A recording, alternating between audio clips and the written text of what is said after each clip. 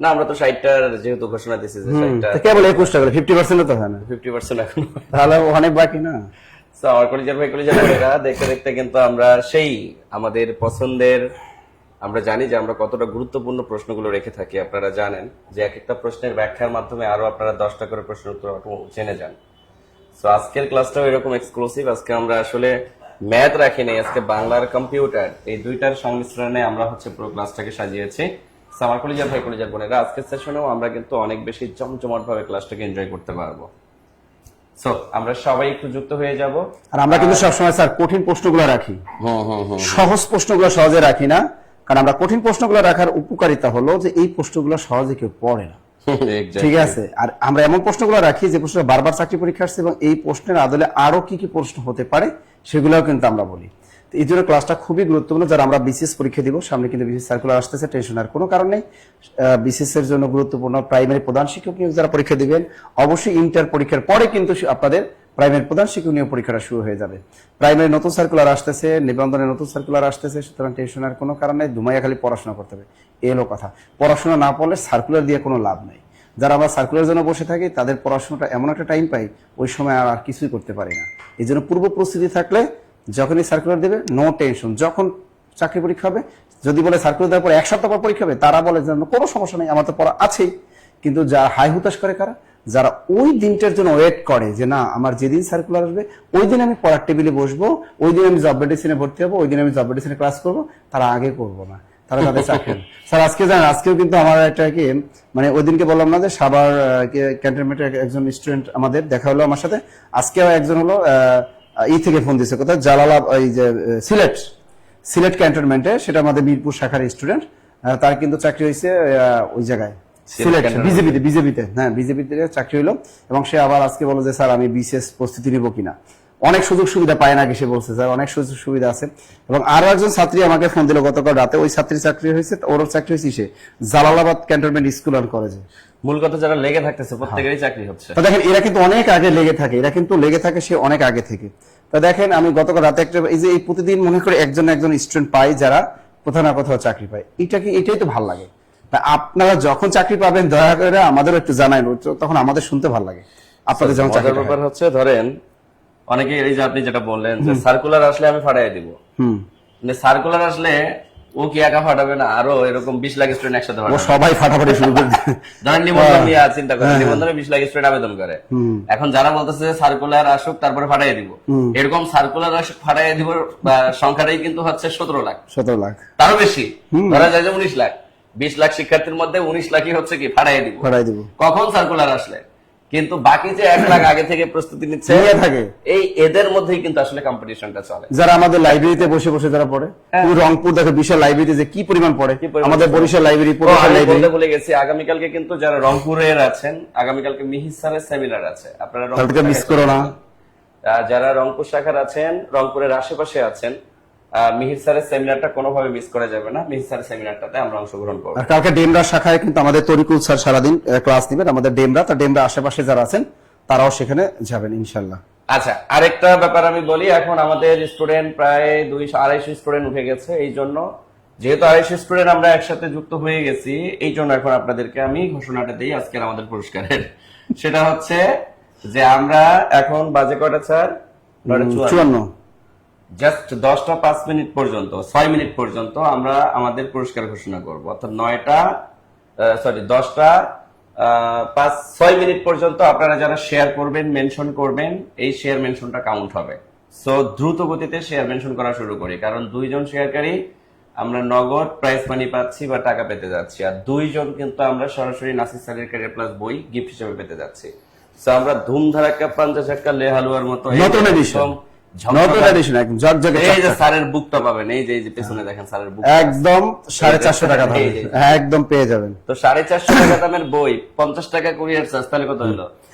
400 টাকা বইয়ের দাম স্যার, আর 50 টাকা, হ্যাঁ 450 টাকা আপনি পাচ্ছেন হিসাবে। সো আমার কলিজার ভাই কলিজার বোনেরা, আমরা একটু দ্রুত সবাই শেয়ার করব, মেনশন করব। একজন বলছে ডেমরা কোথায়? ডেমরা হচ্ছে দারুন নাজাতের পাশে হচ্ছে আমাদের শাখা আছে। দারুন নাজাতের পাশে ডেমরা শাখা আমাদের, অনেকে জানেন না, যারা জানেন না তাদেরকে একটু জানাই দিলাম। আমাদের বাংলাদেশের মোটামুটি ম্যাক্সিমাম জায়গায় শাখা আছে, হ্যাঁ, আরো যে জায়গাগুলোতে শাখা নেই আমরা দেওয়ার চেষ্টা করবো আপনাদের সুবিধার জন্য ইনশাআল্লাহ। ওকে, সো আমার কলিজার ভাই কলিজার বোনেরা, সবাই আমরা একটু লাইভটাতে যুক্ত হয়ে যাব, আর বাংলাদেশের কে কোন জায়গা থেকে আজকের এই সেশনে আমরা যুক্ত হয়েছি সেটাও একটু কমেন্ট করে জানিয়ে দেব। আর সবাই, আমি আবারও বলতেছি, আজকে কিন্তু আমাদের শেয়ার মেনশন কাউন্ট হবে মাত্র 10টা 5-6 মিনিট পর্যন্ত। সো আমরা এই কম সময়ের মধ্যে সবাই শেয়ার করব, মেনশন করব, বন্ধু বান্ধব শুভাকাঙ্ক্ষীদেরকে একটু জানিয়ে দেব। আর বাংলাদেশের কে কোন জায়গা থেকে আজকের এই সেশনে আমরা অংশগ্রহণ করেছি সেটাও আমরা একটু কমেন্ট করি, ঝটপট জানিয়ে দিই যে আসলে বাংলাদেশের কে কোন জায়গা থেকে আজকের এই সেশনে অংশগ্রহণ করেছি। স্যার কিছুটা বলেন, আমি একটু শেয়ার করে দিই ততক্ষণে। আচ্ছা, আপনারা একটু কমেন্টে জানান যে আমাদের ক্লাসগুলো করে আপনাদের উপকার হচ্ছে কিনা। আমরা যে প্রতিদিন এই যে পর্ব 21 পর্যন্ত চলে গেলাম, প্রতিদিন রাত 9টা 50 মিনিট আমরা যে ক্লাসগুলো শুরু করি, একটু কমেন্টে জানিয়ে দেন যে আপনারা কোনো উপকার পাচ্ছেন কিনা। হ্যাঁ, কোন উপকার পাচ্ছে। আর আগামীকাল কিন্তু আমার সাথে ক্লাস সকাল 10টা থেকে শুরু হবে। আগামীকাল যারা আমাদের নতুন কোর্সে যারা ভর্তি আছেন, যারা বিসিএস কোর্সে ভর্তি হয়েছেন, তারা বিকাল 3টায় আগামীকাল আমার সাথে ক্লাস করতে পারবেন। এছাড়া 10 থেকে 20তম গ্রেডের ক্লাস, প্রাইমারি ক্লাস আগামীকাল সারাদিন আপনারা করতে, সকাল 10টা বাজে করতে পারবেন, রাত 8টা বাজে ক্লাস করতে পারবেন। তাদের সাথে কিন্তু দেখা হবে। এবং কালকে কিন্তু সকাল 10টা বাজে কিন্তু ধামাকা ক্লাস হবে এবং খুবই গুরুত্বপূর্ণ টপিকের উপর আগামীকাল কিন্তু সকাল 10টায় ক্লাস হবে। সুতরাং ক্লাস কেউ মিস দেবে। যদি কেউ ভর্তি না হয়ে থাকেন, অবশ্যই আপনারা ভর্তি কাজটা কমপ্লিট করে ফেলুন, তাহলে আগামীকাল সকাল 10টা আমার ক্লাসটাকে মিস করবেন না। হ্যাঁ, চমৎকার ক্লাস নেব সকাল 10টায় এবং রাত 8টায় তো ধামাকা ক্লাস হবেই। ওকে, তাই আমাদের ক্লাসগুলো এই যে আমরা যে ফ্রি ক্লাসগুলো নিচ্ছি, এই যে আপনাদের জন্য যে প্রতিদিন রাত 9:50, এর থেকে আপনারা কি কোনো উপকার পাচ্ছেন কিনা আসলে? শুধু মেডিসিন খেলে, ডাক্তার দেখাইলেন, ডাক্তার মেডিসিন দিল, হ্যাঁ, এরপর ডাক্তার কিন্তু জিজ্ঞেস করে গতকালকের ক্লাসটা যে আপনারা করলেন, হ্যাঁ, ওরে ইংরেজির মাখন একটা ক্লাস উপহার দেওয়া হয়েছে। সামনের শুক্রবার আবার একটা দিচ্ছি আমরা, সমস্যা কি? প্রতি শুক্রবারে একটা মেডিসিন। প্রতি শুক্রবার যদি এরকম একটা ইংরেজি ক্লাস পান, ফ্রি ক্লাসগুলো করেন, অনেকে আছেন একটু অর্থ কষ্টে থাকেন, তারা কিন্তু ফ্রি ক্লাসগুলো করে অনেক উপকৃত হন। কারণ আপনি চিন্তা করেন যে এইরকম একটা প্ল্যাটফর্মে এসে একটা আরজেসি প্রতিষ্ঠিত একটা মানে প্ল্যাটফর্ম, একটা স্থায়ী একটা প্ল্যাটফর্ম, যেটা কোনো জঙ্গলে বসে ক্লাস নেওয়া হয় না, এটা প্রতিষ্ঠিত জানেন। এইখান থেকে যে আপনারা যে ভালো ভালো টিচারদের সান্নিধ্য ক্লাসগুলো পাচ্ছেন, আশা করি মনে হয় যে ভালোই আপনারা উপকার পাচ্ছেন। মনে হয়, আমার মনে হয়, যেহেতু ডাক্তার যদি ভালো হয়, রোগী তো সেবা পাবেই। হ্যাঁ, রোগী উপকার পাবে, এটা নিশ্চিত। মেডিসিন যদি ভালো দেয় তাহলে খাবে। আমরা যদি ভুল মেডিসিন দিয়ে থাকি, ভুল অ্যান্টিবায়োটিক দেওয়া হয়, ভুল নাপা খাওয়ানো হয়, তাহলে তো রোগীর অবস্থা বেহাল হবে। ঠিক আছে, আপনারা যেহেতু স্টুডেন্ট, আমরা যেহেতু ডাক্তার, তো ডাক্তার আমরা যেহেতু আছি আপনাদের মনে হয় চিকিৎসা সেবাটা ভালোই দিতে পারতেছি। আর যদি কোনো চিকিৎসা যদি ভুল ত্রুটি হয়, অবশ্যই আমাদের ফোন দিয়ে বলবেন যে স্যার আপনাদের এই ট্রিটমেন্টটা এখানে একটু সমস্যা, হ্যাঁ, এই ট্রিটমেন্ট যদি এভাবে করেন তাহলে হয়। তবে আমরা কিন্তু টেস্ট দিচ্ছি না অন্য ডাক্তারদের মতো, আপনাদের ওই বাড়তি কোনো টেস্ট দিচ্ছি না। বাড়তি টেস্ট বলতে এখানে বোঝানো হয়েছে বাড়তি কোনো বাজার থেকে যে বইগুলো কিনতে হয় না নীলক্ষেত থেকে, এই বইগুলো আমরা কিনতে কিন্তু বলি না। এটা হলো সবচেয়ে ভালো। তাহলে আমরা কিন্তু ওই দিক থেকে আমরা নিজেদের ঢং নিজেরা পিটাইতেই পারি যে আপনাদের যে ওই যে টেস্ট, এই টেস্টটা আমরা বিনামূল্যে আপনাদেরকে দিয়ে দিই। মানে বই, লেকচারশিট বই, এটা আপনাদেরকে আমরা বিনামূল্যে দিয়ে দিই। তার মানে যে টেস্টটা করা লাগে আপনাদের, ওই টেস্টটা আমরা আপনাদের ফ্রিতেই করাই দিই। মানে বাইরে যায় ইবনে সিনা বা এইসব জায়গায় গিয়ে আপনাদের কি করতে হবে, টেস্ট করানো লাগে না, আর 25% ডিসকাউন্টের দরকার নাই। আচ্ছা, আমাদের প্রায় 400 স্টুডেন্ট চলে এসেছে। আমরা কিন্তু আর ডিলে করতে চাচ্ছি না, ডিলে করলে দেরি হয়ে যাবে, আচ্ছা, আমাদের কিন্তু স্যার আর মাত্র 6 মিনিট আছে শেয়ার মেনশনের জন্য। আচ্ছা, শেয়ার মেনশনে 6 মিনিট আছে, টেনশন নেওয়ার কোনো কারণ নাই। 6 মিনিটের ভিতরে আপনারা শেয়ার করতে থাকেন, সর্বোচ্চ শেয়ারকারী, মেনশনকারী আর গিফট নিতে পারেন। আর কারা কারা গিফট পাইছেন এর আগে একটু কমেন্টে জানাবেন যে স্যার আমি পাইছি গিফট, আমি পাইছি গিফট। ওকে, স্যার শুরু করে দেন। আচ্ছা, উত্তরটা কিন্তু অবশ্যই বলতে হবে। জি স্যার, উপকার হয়েছে, thank you, thank you, thank you. Abdul Latif আছে আমাদের, মানসুর আক্তার পপি আছে আমাদের, বইয়ের গ্রান আছে আমাদের, তানজিল আছেন আমাদের, স্যার রেশমা আক্তার আছে আমাদের, ইউসুফ তিনি আছেন। স্যার ভর্তি নিবেন? অবশ্যই ভর্তি নিব। আমাদের ক্লাস চলাকালীন সময় আপনি যে কোনো কোর্সে, সকল কোর্সে ভর্তি নিতে পারবেন একদম। সাজের মায়া, উফ, Sukhi Akhtar, very good, very good. এরকম আপনারা আছেন, আপনাদের কমেন্ট গুলো পড়বো মাঝে মাঝে, আর আমরা ক্লাসটা ধুম তারাকা করবো। আপনারা অবশ্যই এই প্রশ্নের জবাব দিবেন, সেখানে বাঘের ভয় নেই। সেখানে বাঘের ভয় নেই বাক্যে নিম্নলিখিত শব্দটি কোন কারকে, কোন বিভক্তি? দেখেন, এই যে সেখানে বাঘের ভয় নেই, এখন মনে মনে ভাবতেছেন স্যার এই বাক্যটা তো আমাদের নবম দশম শ্রেণীর নতুন বোর্ড বইও নাই, নবম দশম শ্রেণীর পুরাতন বোর্ড বইও নাই, এটা বাজারে গাইড বইও ছিল না। তার মানে চাকরি পরীক্ষার্থী কি করেছে, চাকরি প্রশ্নকর্তা এটা বানিয়ে দিয়েছে। স্যার এটা আমরা কেমনে পারবো, একটু বলে দেন। হ্যাঁ, নিনজার টেকনিক বলে দিব। নিনজার টেকনিকটা বলে দিলে টাস টাস করে উত্তরটা বলে দিতে পারবেন। আর যারা আমাদের পেইড ব্যাচের স্টুডেন্ট না, যারা আমাদের কারকের ক্লাসটা করেছেন, তারা এই উত্তরটা অলরেডি বলে দিয়েছেন, এখন আসি একটু সিম্পল একটু জিনিসটা আমি একটু বলি, সেটা হলো সেখানে বাঘের ভয় নেই। আমি একটা কথা সবসময় বলি, সেটা হলো এই ভয়, আতঙ্ক, ভয় আর আতঙ্ক। পরীক্ষার হলে যাবেন আপনি, যে কোনো জব পরীক্ষা যদি ভয়, আতঙ্ক এরকম যদি কোনো ওয়ার্ড খুঁজে পান পুরো বাক্যের ভিতরে, তাহলে মনে রাখবেন ওই বাক্যটার ভিতরে আপনি যাকে ভয় পাবেন, যাকে দেখে আপনি আতঙ্কিত হবেন, ওই ব্যক্তিটা বা ওই প্রাণীটা হবে কি, ওই ব্যক্তিটা বা ওই প্রাণীটা হবে অপাদানকারক। এক কথায় কি, কোন বাক্যের ভিতরে ভয়, আতঙ্ক যদি থাকে, তাহলে ওই বাক্যের ভিতরে মানে যাকে মানে ভয় পাওয়া হবে, ওই ব্যক্তিটা বা ওই প্রাণীটা হবে কি অপাদানকারক। এই বাক্যে বলা হয়েছে যেখানে বাঘের, সেখানে বাঘের ভয় নেই। এই মূল থেকে যেটা ভয় শব্দটা আছে। এখন দেখেন, এখন বাঘটা কোথায়, এখানে ভয়ের উৎসটা কি, ভয়ের উৎসটা কি বাঘ, তার বাঘটাকে 100% অপাদানকারক। মূল শব্দ হলো বাঘ, আর এর সাথে আছে র এর, তা র এর এটা কোন বিভক্তি, ষষ্ঠী বিভক্তি। সুতরাং এটা হবে অপাদানে ষষ্ঠী, অপাদানে ষষ্ঠী, অপাদানে ষষ্ঠী। ক্লিয়ার সবাই? Clear clear clear clear clear clear ওকে। আচ্ছা দেখেন, আমিও তাহলে আবার আরেকটা উদাহরণ আমি দিই, দেখি এইটাও অনেক চাকরি পরীক্ষা এসেছে, দেখি এটা আপনারা পারেন কিনা। হ্যাঁ, এই যে দেখেন, আমি এটা অনেকবার চাকরি পরীক্ষা এসেছে। আমি বাবাকে কি করি, আমি বাবাকে বড্ড ভয় পাই, আমি বাবাকে বড্ড ভয় পাই। হ্যাঁ, এখানে আমি বাবাকে বড্ড, এবার আমি দাগ দিব না, আপনারা বের করবেন যে এখানে এখানে অপাদানকারক কোনটা বলেন তো। এই 1 2 3 4 5 এই বাক্যের ভিতরে অপাদানকারক কোনটা, আমি নাকি বাবা নাকি বড্ড নাকি ভয় নাকি পাই? দ্রুত বলো, দ্রুত বলো, দ্রুত দ্রুত দ্রুত দ্রুত দ্রুত বলতে হবে, দ্রুত বলতে হবে। এই বাক্যের ভিতরে, এই বাক্যের ভিতরে এই যে দেখেন, আপনারা অনেক বলছেন, সাদাত হোসেন, আব্দুল লতিফ, আমাদের আব্দুল্লাহ সাদিক, জুনাকের আলো, দিনা আক্তার। টাকা ছাড়া ভালোবাসা নাই, উফ এটা কোন কথা। তানজিলা, আমি তো অল টাইম ভালোবাসা একদম দিই, বিনামূল্যে দিই, আমার ভালোবাসার কোনো ফ্যাক্ট নেই, একদম বিনামূল্যে। আচ্ছা, আমাদের আছে শারমিন রেজা, স্যার ভয় কর্মকারক, বাবা অপাদানকারক। আমাদের শামীম রেজা নিয়মিত আমাদের স্টুডেন্ট, অনেক ভালো স্টুডেন্ট। শাকিরা আক্তার, স্যার বাবাকে। এই দেখে, এই যে রুমানা রশিদ, তুমি ভালো করে শুনো না, এই জন্য তুমি ভয় শব্দটা বলেছো। শুনো, ভয় থাকলে ভয়টা হলো কর্মকারক, ভয় তো কর্মকারক। আমি বলছি কোন শব্দে, কোন বাক্যের ভিতরে যদি ভয় থাকে বা আতঙ্ক থাকে, তাহলে এই শব্দে ভয় আছে, ভয় তো আর অপাদান কারক না। এই ভয়ের উৎস কি, ভয়টা কারে পাওয়া হলো এই বাক্যে, আমি ভয়টা পাইলাম কাকে, বাবাকে, তাই বাক্যে বাবাটা হবে অপাদান কারক, যাকে ভয় পাওয়া হবে ওইটা অপাদান কারক। তাহলে এই বাবা হলো অপাদান কারক। মূলত বাবা বিভক্তি কে, কে রে, দ্বিতীয় বিভক্তি, এটা হলো অপাদানের দ্বিতীয়। অপাদানে কে, দ্বিতীয়। Ruksana, Mariam, very good. Shamim Islam, very good. Okay okay okay. অপাদান ভয় না, তোমরা এই জিনিসটা বুঝো না। আবার অনেকে কমেন্ট করে, স্যার অপাদান ভয়, আমি বারবার বলি অপাদান ভয় না।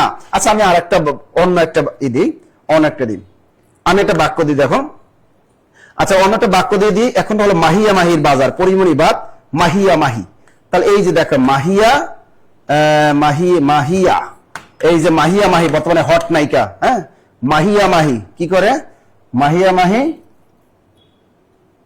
মাহিয়া মাহি ভয় পেত কাকে, টাকলু, টাকলু মুরাদকে, টাকলু মুরাদকে। এবার বলো, এই বাক্যের ভিতরে অপাদান কারক কোনটা, মাহিয়া মাহি ভয় পেত টাকলু মুরাদকে? বলেন বলেন বলেন। এই বাক্য এইবার যদি না পারেন, তাহলে আর জীবনে কারক পারতেন না। বলেন বলেন, এটা কি হবে? মাহিয়া মাহি ভয় পাইতো কাকে, টাকলু মুরাদকে। বলেন এই বাক্যে, এই বাক্য অপাদান কারক কোনটা, মাহিয়া মাহি ভয় পেত টাকলু মুরাদকে, এই বাক্য অপাদান কারক কোনটা? দ্রুত বলেন দেখি, এটা এবার পারেন কিনা। রুমানা আক্তার, দ্রুত দ্রুত দ্রুত দ্রুত। এই বাক্যে অপাদান কারক কোনটা, মাহিয়া মাহি ভয় পেত টাকলু মুরাদকে, অপাদান কারক কোনটা, এটা বের করেন দেখি, এটা পারেন কিনা।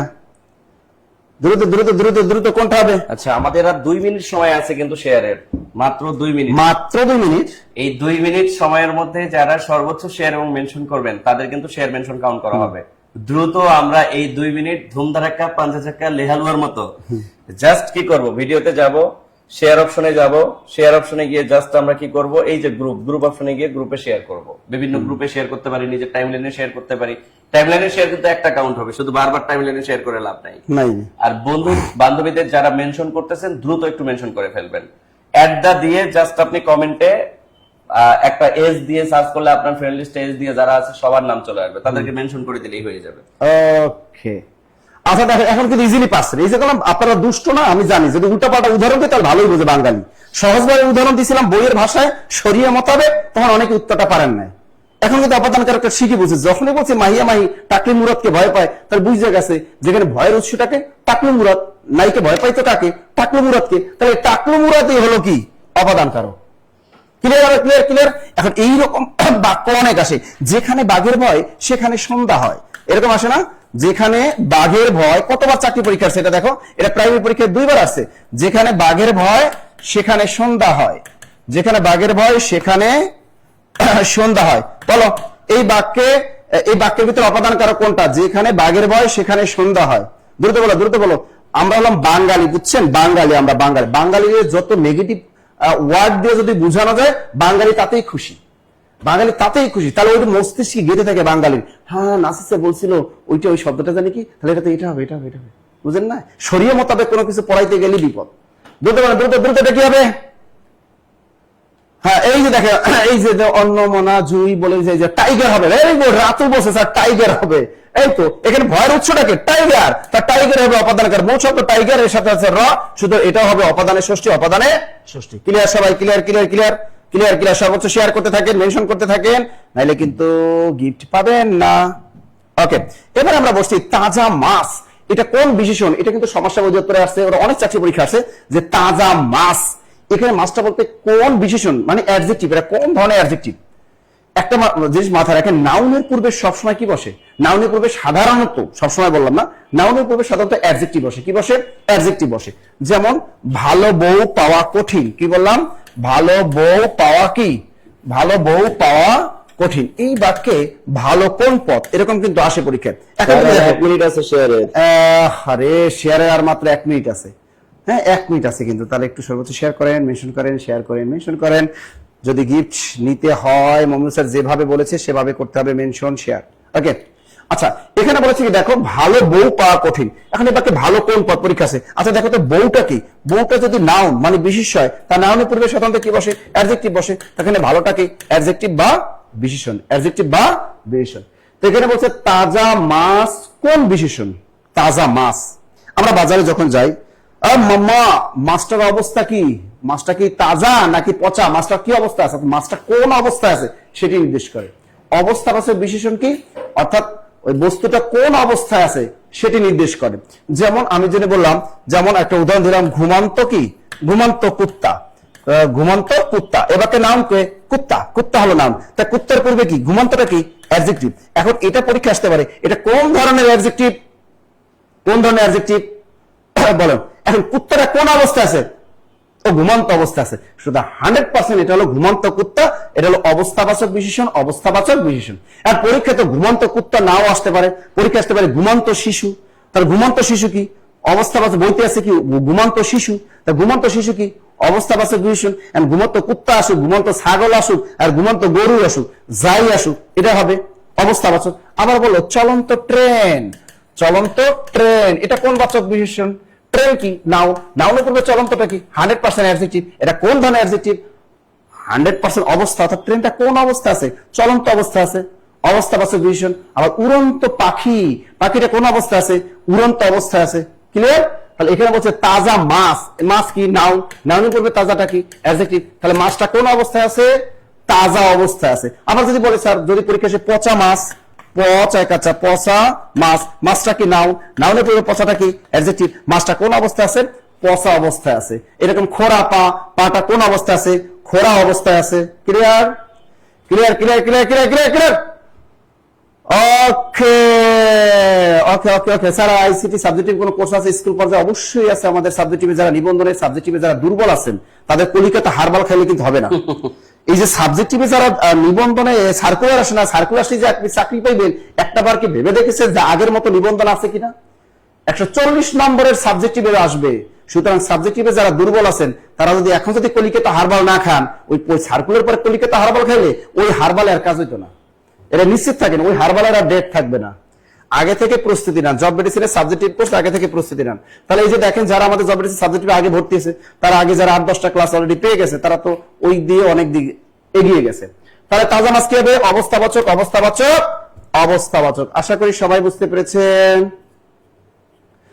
পরের প্রশ্নটা দেখেন, নির ও নির শব্দ যুগলের অর্থ কোনটি? বর্তমানে একটা মানে এখন ইদানিং চাকরি পরীক্ষাগুলোতে শব্দ জোর নামে একটা অপশন আছে। এই শব্দ জোর টপিকটা নবম দশম শ্রেণীর নতুন বোর্ড বই 2026 সালে বোর্ড বইটা দেখবেন, শব্দ জোর নামে একটা চ্যাপ্টার আছে, যে এখানে আবরণ শব্দের অর্থ কি আর আবরণ শব্দের অর্থ কি, এরকম কিন্তু পরীক্ষা দিয়ে দেয়। তেমনি নীর শব্দের অর্থ কি আর নয় দিকে নীর ডয়বিন্দুরা শব্দের অর্থ কি, এরকম আসে না। আবরণ, আবরণ, এই আবরণ শব্দের অর্থ কি, আর আভরণ এই শব্দের অর্থ কি, এরকম কিন্তু শব্দগুলো আছে। হ্যাঁ, তো এমনি ওই নীর অর্থ কি, এই নীর মনে হয় একই জিনিস, কিন্তু বর্ণের ভিতরে পার্থক্য আছে। তা নয় দিকে নীর আর নীর, এই নীর অর্থ কি, আর নয় দিকে নীর ডয় বিন্দুরা, একটা হলো বয় বিন্দুরা, একটা ডয় বিন্দুরা, এই দুটোর মধ্যে পার্থক্য কি, একটা হলো পাখির বাসা, একটা আবাস, একটা আবাস আর একটা পাখি, আর একটা পানি ও পাখির বাসা, আর একটা হলো পানি ও আবাস। উত্তর কোনটা হবে?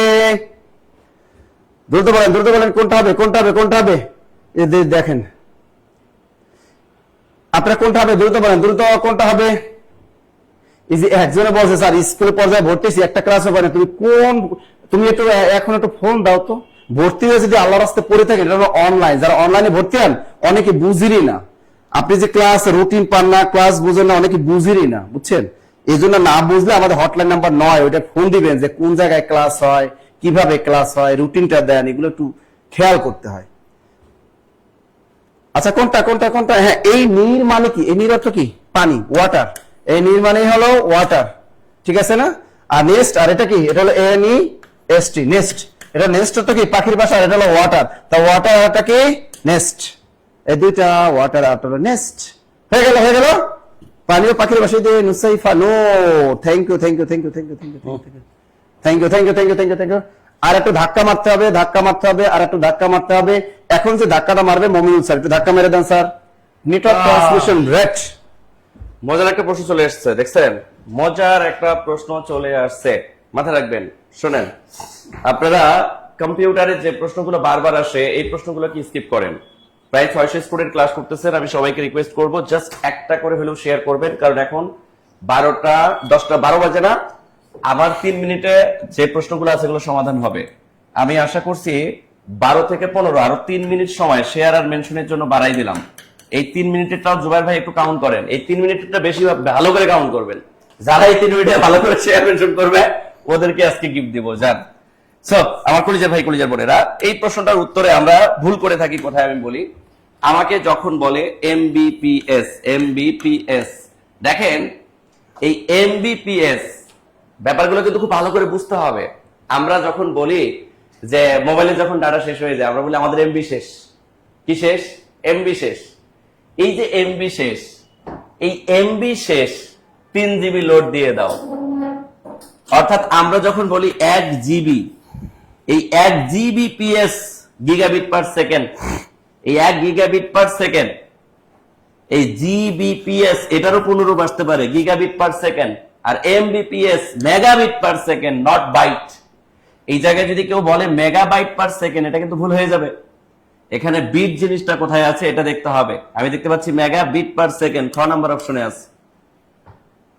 তাহলে এই জায়গায় এমবি থেকে বড় কি? জিবি, জিবির থেকে বড় TB, terabit per second, Tbps terabit per second, পিবিপিএস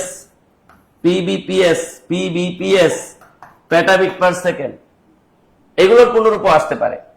তাহলে যদি আবার কখনো আসে, আমি যেহেতু 3 মিনিট বাড়াই দিচ্ছি, একটু ঝটপট শেয়ার করব। ওকে, তাহলে আমি কি বললাম? নেটওয়ার্ক ট্রান্সমিশন রেট বোঝাতে ব্যবহৃত এমবিপিএস এর পূর্ণরূপ। তাহলে এমবিপিএস এর পূর্ণরূপ হচ্ছে megabit per second, megabit per second. যদি বলে জিবিপিএস এর পূর্ণরূপ কি, আমরা বলবো গিগাবিট পার সেকেন্ড। টিবিপিএস এর পূর্ণরূপ কি? টেরাবিট পার সেকেন্ড। পিবিপিএস এর পূর্ণরূপ কি? Petabit per second. আশা করছি এই জায়গায় আর আমাদের কারো ভুল হবে না, আমার কলিজার ভাই, কলিজার বোনেরা। তবে এই জায়গায় আমরা ভীষণ লেভেলের একটা ভুল করে থাকি। দেখেন আপনি এই প্রশ্নটাই কতগুলো জায়গায় আসছে, 38তম বিসিএস আসছে, কারিগরি শিক্ষা অধিদপ্তর পরীক্ষায় আসছে, পাশাপাশি দেখেন প্রাইমারি সহকারী শিক্ষক নিয়োগ পরীক্ষা 2023 সালে আসছে, আবার মানে ওএস কল্যাণ বোর্ড পরীক্ষা 2024 সালে আসছে, আরো যে আসবে না তার কোনো গ্যারান্টি আছে? এটা আসতেই থাকবে। তাহলে এই যে এখানে প্রশ্নটা আমাকে কি করছে দেখেন, বলতেছে এক ওয়ার্ড কত বিট বিশিষ্ট হয়। এখানে একটা জিনিস মাথায় রাখবেন, যদি আপনাকে কখনো বলে এক নিবল, এই এক নিবল হচ্ছে 4 বিট, এক নিবল হচ্ছে 4 বিট, এক নিবল হচ্ছে 4 বিট। কিন্তু এক নিবলের জায়গায় যদি আমাকে কখনো বলে এক ওয়ার্ড, কি বলে? এক ওয়ার্ড। এই এক ওয়ার্ড হচ্ছে আমাদের 16 বিটের সমান 16 বিট অর্থাৎ 16 বিট। তাইলে আমাকে যদি কখনো প্রশ্ন করা হয় যে এক ওয়ার্ড কত বিট বিশিষ্ট হয়, তাহলে আমরা বলবো এক ওয়ার্ড 16 বিট বিশিষ্ট হয়, 16 বিট বিশিষ্ট হয়। সো আমার এই জায়গায় আরেকটা জিনিস মাথায় রাখবো। আরেকটা জিনিস কি, একটু আগে যে আমরা এই যে স্পিডের কথা বললাম এমবিপিএস, এখানে ডেটা ট্রান্সমিশন স্পিড, এটা কিন্তু বেসিক্যালি আমাদের একটা মানে আমরা যদি বলি যে বিপিএস, শুধু যদি আমাকে বলে বিপিএস, বিপিএস এটার পূর্ণরূপ কি, এটার পূর্ণরূপ আবার কি হবে, বিট পার সেকেন্ড। তাহলে এই পূর্ণরূপ গুলো থেকে কিন্তু নর্মালি আমাদের সবসময় প্রশ্ন এসে থাকে, এই পূর্ণরূপ গুলো আমরা কখনো মিস করব না। তাহলে এখানে এক ওয়ার্ডের সাথে আরেকটা জিনিস কি মনে রাখবো বলেন, এক নিবল। এই এক নিবল হচ্ছে 4 বিট। এটা যে কতগুলো পরীক্ষায় আসছে এটা আসলে বলে বুঝাইতে পারবো না। আর যদি আমাকে বলে এক ওয়ার্ড, তাহলে আমরা বলবো এটা হচ্ছে 16 বিট। তাহলে আজকে কম্পিউটারের প্রশ্নগুলো যেগুলো বারবার আসে এরকম প্রশ্নগুলোই রাখছি। ও নাসির স্যারের প্রশ্ন আবার চলে আসছে। এরপরে আরো মজার প্রশ্ন আছে, ওয়েট এন্ড সি। সো আমাদের কিন্তু এখন 1 মিনিট আছে, একটু দ্রুত শেয়ার করে ফেলবো, 1 মিনিট আছে এখনো। বাংলা সাহিত্যের অন্যতম একটা টপিক হলো চর্যাপদ, যেখান থেকে যে কোনো চাকরি পরীক্ষায় প্রশ্ন থাকবে। ঠিক আছে, আপনার লিটারেচার একটু কম পড়েন, এই জন্য আমি লিটারেচার রাখি, কারণ বাজারে যত দেখেন না অনলাইনে অনেক প্রতিষ্ঠান আছে, ওই বাংলা টিচাররা বেশিরভাগই ব্যাকরণ নিয়েই দৌড়ায়, সাহিত্যটা কম দৌড়ায়। তা আমি আবার একটু সাহিত্যটা ইদানিং একটু বেশি দৌড়াচ্ছি, যাতে আপনাদের উপকারে আপনাদের চাকরি পায়। আপনাদের চাকরি পাইলে আমার ভালো লাগে, আপনারা জবটা পাইলে যখন ফোনটা দেন তখনই আমার ভালো লাগে। ঠিক আছে, ইদানিং আমি একটু বেশি ফোন পাইতেছি যে চাকরি হয়েছে। এবং আর একটা সুখবর বলি, গতকাল আমাদের সিরাজগঞ্জ একটা শাখা হবে মনে হয় অফলাইনে, আমি পোস্ট করেছিলাম। তা সিরাজগঞ্জ সরকারি কলেজে আমাদেরই এক স্টুডেন্ট পাওয়া গেছে 43 বিসিএস এ, তিনি শিক্ষা ক্যাডারে জয়েন করেছেন। এবং সে বলছে যে আমার ওখানকার আমার এক বন্ধু আছে সিরাজগঞ্জ সরকারি কলেজের টিচার, এবং সে বলছে যে তোরই এক স্টুডেন্ট কিন্তু আমাদের এখানে 43 বিসিএস এ কিন্তু জয়েন করেছে। তো দেখেন এরকম যে আপনাদের যে সুখবর গুলো পাই, যে আপনারা আমাদের বিভিন্ন প্রতিষ্ঠানে আছেন, এটা কিন্তু আবার অনেকে চাকরি পাওয়ার পরে কি করে আমাদের অনেক সেবা নেয়, অনেক ফ্রি কোর্সও করে অনেকে, কিন্তু সেবা নেওয়ার পর অনেকে ভুলে যায়। আসলে ভুলে যাবেন না, বুঝছেন, আমাদের কাছ থেকে আপনারা যাই শিখেন না কেন, অন্ততপক্ষে একটু ফোনটা দিয়ে বললেন যে না স্যার আমি এই জায়গায় একটা চাকরি পাইছি স্যার, আপনাদের ওখানে আমি কিছুদিন হলো ক্লাস করেছি স্যার, একটা চাকরি পেয়েছি। এইটা শুনলেই কিন্তু আমার আসলে ভালো লাগে, এই জিনিসটা আমাদের এটাই আসলে তৃপ্তি। আপনি আমাকে মিষ্টি খাওয়ান আর না খাওয়ান তাতে আমার সময়, তবে আমি এই যাবৎকাল আমার যত স্টুডেন্টের সাথে দেখা হয়েছে, মেয়ে হোক বা ছেলে হোক, আমি ইনশাল্লাহ দেখেছি যে খাওয়ায়, মানে যে খাইতে চাবো না, জোর করে হলো চা হোক বিস্কিট হোক খাওয়ায়। এটা আপনাদের এই জিনিসটা একটু দেখেছে, কেন আপনাদের অনেক, আরে ব্যতিক্রম তো 2-1 থাকবেই রে ভাইয়া, এটা আলাদা কথা। এবার হচ্ছে চর্যাপদ রচনার উদ্দেশ্য। আমরা জানি এই চর্যাপদ রচনা করা হয়েছিল কত সালে, চর্যাপদ কত সালে রচনা করা হয়, এটা প্রাচীন যুগের সাহিত্য, বলা হয় 650 সালে দিকে না। ডক্টর মোহাম্মদ শহীদুল্লাহ বলছে কি এই চর্যাপদ রচিত হয়েছে 650 সালের দিকে। আবার ডক্টর সুনীতি কুমার চট্টোপাধ্যায়ের সাথে আরো কিছু সাগরেদ একত্রিত হয়ে বলছিল না এটা 650 না, এটা হয়তো 950 থেকে 1200 এই সালের ভিতরে হয়তো চর্যাপদ রচিত হয়েছে, তাই তো। তাই বেশিরভাগ এর আগে একটা চাকরি পরীক্ষা এসেছে যে চর্যাপদ রচিত হয়েছে কত সালে, 7ম শতাব্দী, এটা আমরা টিক দিয়ে আসবো। তা চর্যাপদ রচিত হয়েছিল কত সালে, 7ম শতাব্দীতে, মানে 650 প্লাস এটা, তো 7ম শতাব্দীতে টিক দিয়ে চলে আসবেন। আর যদি বলে যে চর্যাপদ রচিত হয়েছে কত, যদি সাল দিয়ে দেয় তাহলে 950 থেকে 1200 এটাই টিক দিবেন, কারণ যেহেতু সুনীতি যারা কইছে তাদেরটাই গুড, তার সাথে আরো অনেক সাগরেদ ছিল। তা চর্যাপদ রচিত হয়েছে কত সালে, ওই 950 থেকে 1200 এটাই একটু টিক দিয়ে চলে আসবেন এটা। আচ্ছা, চর্যাপদ কারা রচনা করেন, বৌদ্ধ সহজিয়াগণ। চর্যাপদ কোন আমলে রচিত হয়, পাল আমলে রচিত হয়। এই যে চর্যাপদ যে রচনা করছিল তাদের অধিকাংশ ছিল কিন্তু নালন্দা বিশ্ববিদ্যালয়ের, তারা অধ্যাপক ছিলেন কিন্তু তৎকালীন, অর্থাৎ ভারতীয় উপমহাদেশের সবচেয়ে প্রাচীনতম বিশ্ববিদ্যালয়ের নাম ছিল নালন্দা বিশ্ববিদ্যালয়। আর এই নালন্দা বিশ্ববিদ্যালয়ের অধিকাংশই ছিল কিন্তু এই চর্যাপদের পদকর্তা রচয়িতা।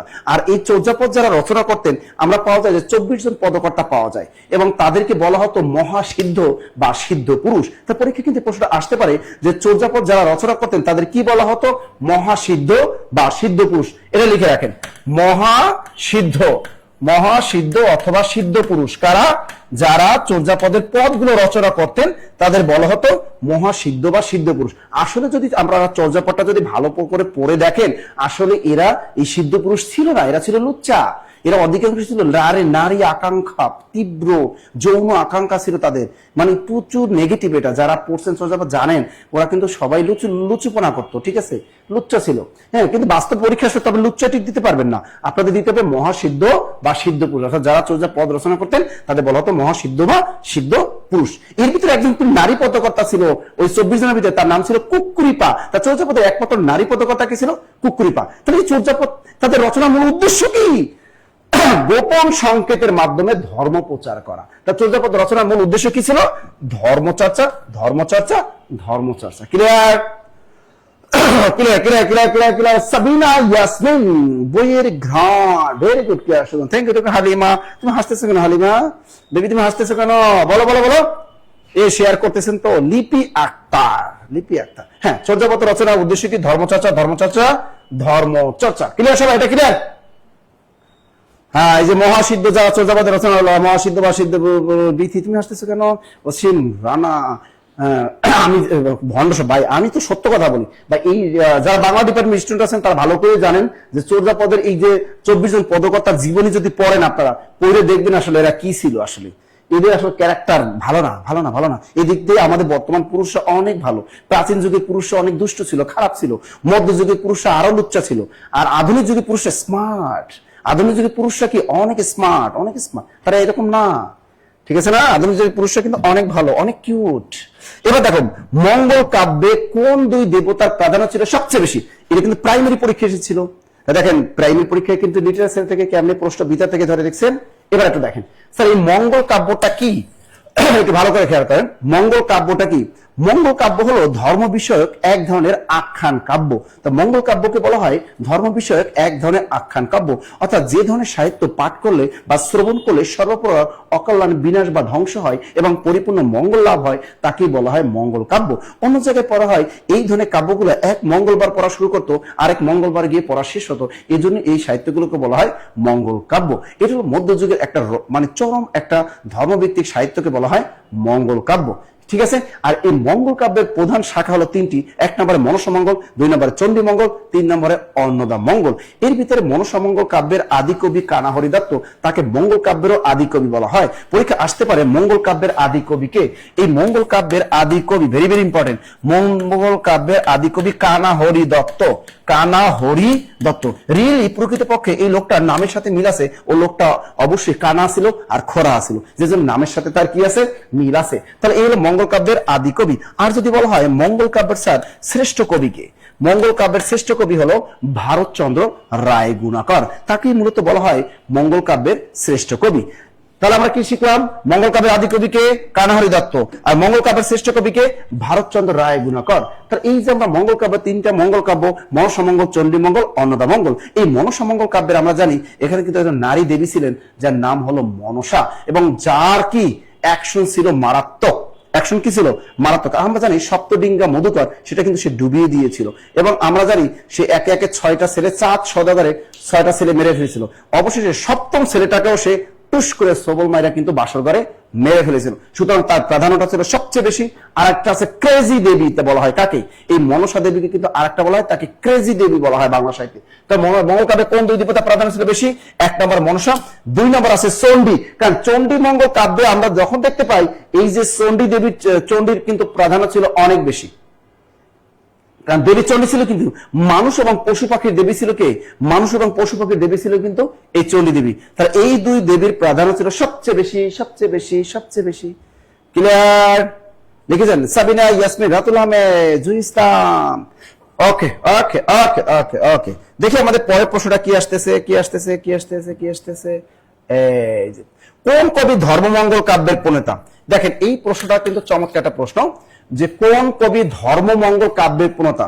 খেয়াল করেন, মধ্যযুগে ধর্ম ঠাকুর নামে একজন পুরুষ দেবতার আবির্ভাব ঘটেছিল।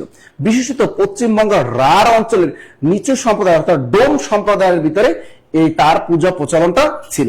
এই ধর্ম ঠাকুর এখনো কিন্তু পশ্চিমবঙ্গের রাঢ় অঞ্চলে এই ধর্ম ঠাকুর একজন জীবন্ত মানে বলা হয় তাকে, অর্থাৎ তারও এখনো পর্যন্ত পূজা হয়। স্যার এই ধর্ম ঠাকুরকে পূজা দিলে কি হইব?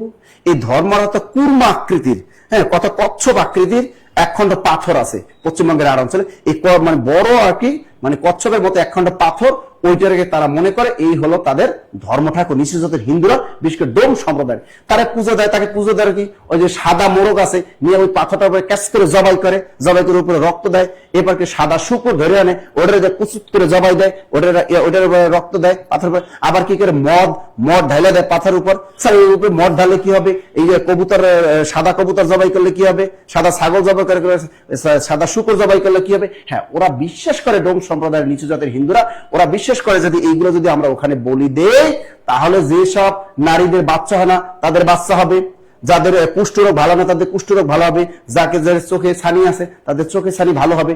তবে হ্যাঁ, এবার অবিবাহিত মেয়েদের বাচ্চা হবে এই জন্য কিন্তু দেয় না, অর্থাৎ বিবাহিত মেয়ে যাদের বিবাহিত মেয়ে যারা বিয়ে করেছে অনেকদিন যাবত কিন্তু বেবি হয় না, তারে ওইখানে পূজা দিলে তাদের পেটে অটোমেটিক বেবি জন্ম লাভ করবে। ক্লিয়ার? এই সেই বিখ্যাত ধর্ম ঠাকুর। তাহলে এই যে দেখো ধর্মমঙ্গল, তার ধর্মমঙ্গলকারের আদি কবিকে বলতে বলেন ধর্মমঙ্গল কাব্যের আদি কবি ময়ূর ভট্ট, এটা কিন্তু আসতে পারে। ধর্মমঙ্গল কাব্যের আদি কবিকে, ধর্মমঙ্গল কাব্যের আদি কবি ময়ূর ভট্ট এলো ধর্মমঙ্গল কাব্যের আদি কবি। তা ধর্মমঙ্গল কাব্যের শ্রেষ্ঠ কবিকে, ধর্মমঙ্গলের শ্রেষ্ঠ কবি হলো ঘনরাম চক্রবর্তী, ওই বেটার নাম ঘনরাম চক্রবর্তী। তাহলে এই দেখেন এই পরবর্তী প্রশ্ন আপনাদের ধরতে পারে যে ধর্মমঙ্গল কাব্যের আদি কবিকে ময়ূর ভট্ট, ধর্মমঙ্গল কাব্যের শ্রেষ্ঠ কবিকে ঘনরাম চক্রবর্তী। তাহলে কোন কবি ধর্মমঙ্গল কাব্যের প্রণেতা? আরো একজন ব্যক্তি আছে, ওনার নাম রূপরাম চক্রবর্তী। এই কিউট ব্যক্তি তার নাম হলো রূপরাম চক্রবর্তী, তিনিও কিন্তু এই ধর্মমঙ্গল ওই ধর্ম ঠাকুরকে নিয়ে কাব্য রচনা করেছেন, এই জন্য উত্তরটা হবে রূপরাম চক্রবর্তী। তাহলে কোন কবি ধর্মমঙ্গল কাব্যের প্রণেতা? রূপরাম। মধ্যে দেখবেন।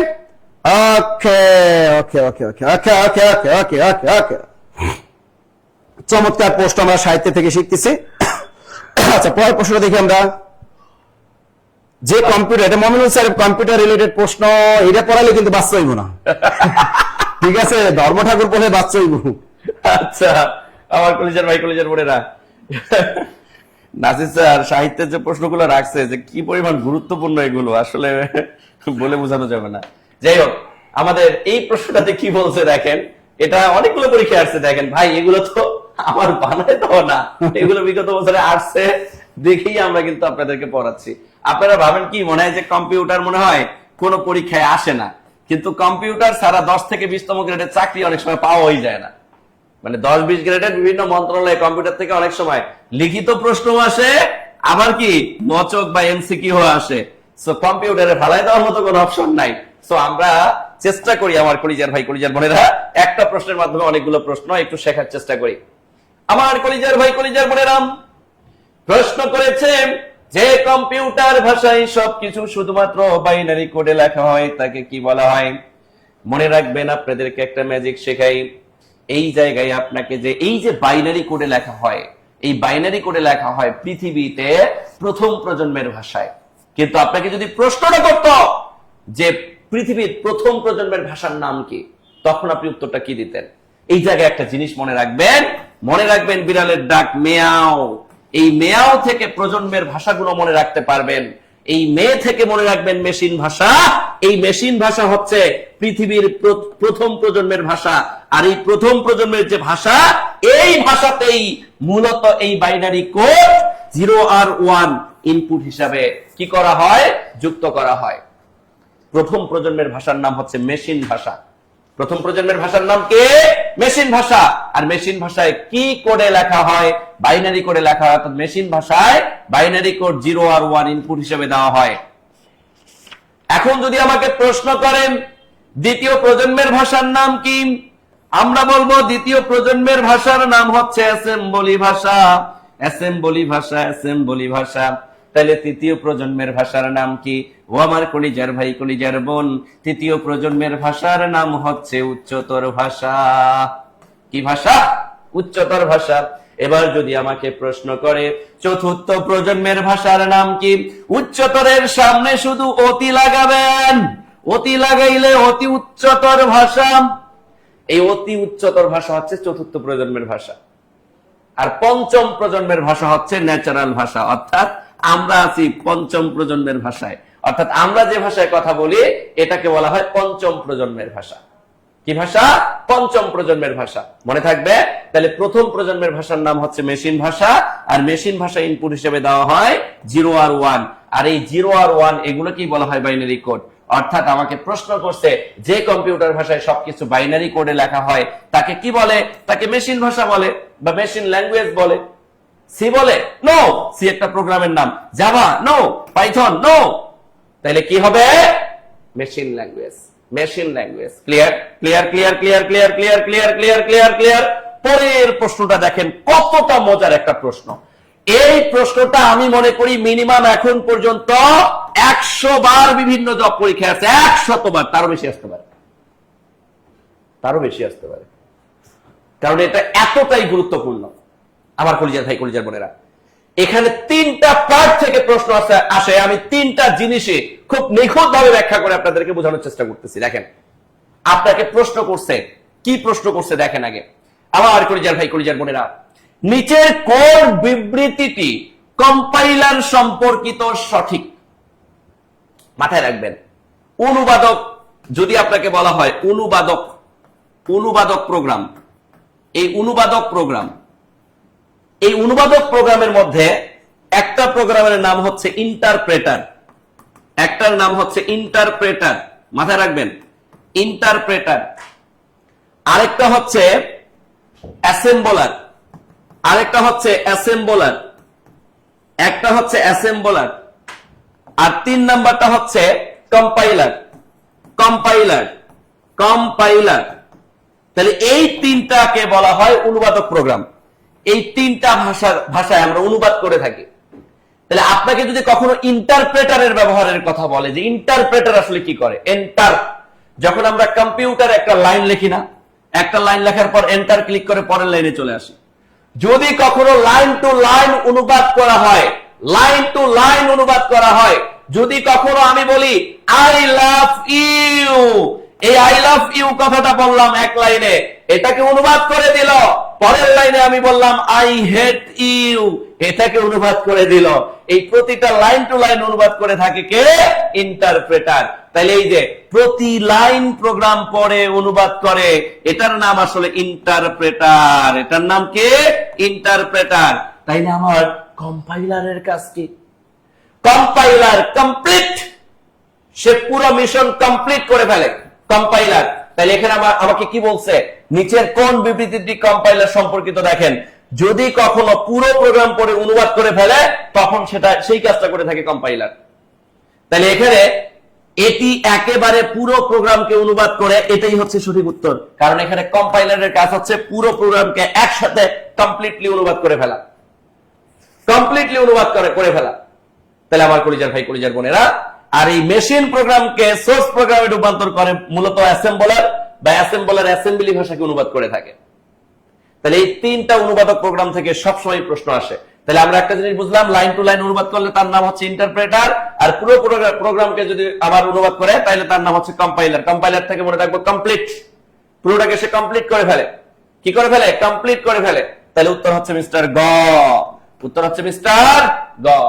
মাশাআল্লাহ, মাশাআল্লাহ, বাংলার প্রশ্ন চলে আসছে। নাসির স্যার কই? জন্মভূমি জননী স্বর্গের গরিয়সী কার? চমৎকার এই প্রশ্নটা। আসলে এখান থেকে ভারতচন্দ্র, আমরা জানি যে মধ্যযুগের সাহিত্যের গুরুত্বপূর্ণ একজন রাইটার, তাকে বলা হয় ভারতচন্দ্র, যার উপাধি হলো রায় গুণাকার। নবদ্বীপের রাজা কৃষ্ণচন্দ্র তাকে রায় গুণাকার উপাধি দেয়। এই প্রশ্নটা কিন্তু পরীক্ষাসে যে ভারতচন্দ্রকে রায় গুণাকার উপাধি দেয় কে?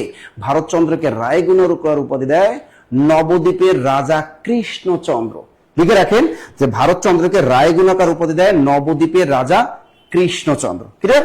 তো এই ভারতচন্দ্রকে বলা হয় মধ্যযুগের শেষ কবি, তাকে বলা হয় মধ্যযুগের শেষ বড় কবি, এবং তাকে বলা হয় অন্নদা মঙ্গল কাব্যের আদি কবি, শ্রেষ্ঠ কবি, একমাত্র কবি এবং জনপ্রিয় কবি।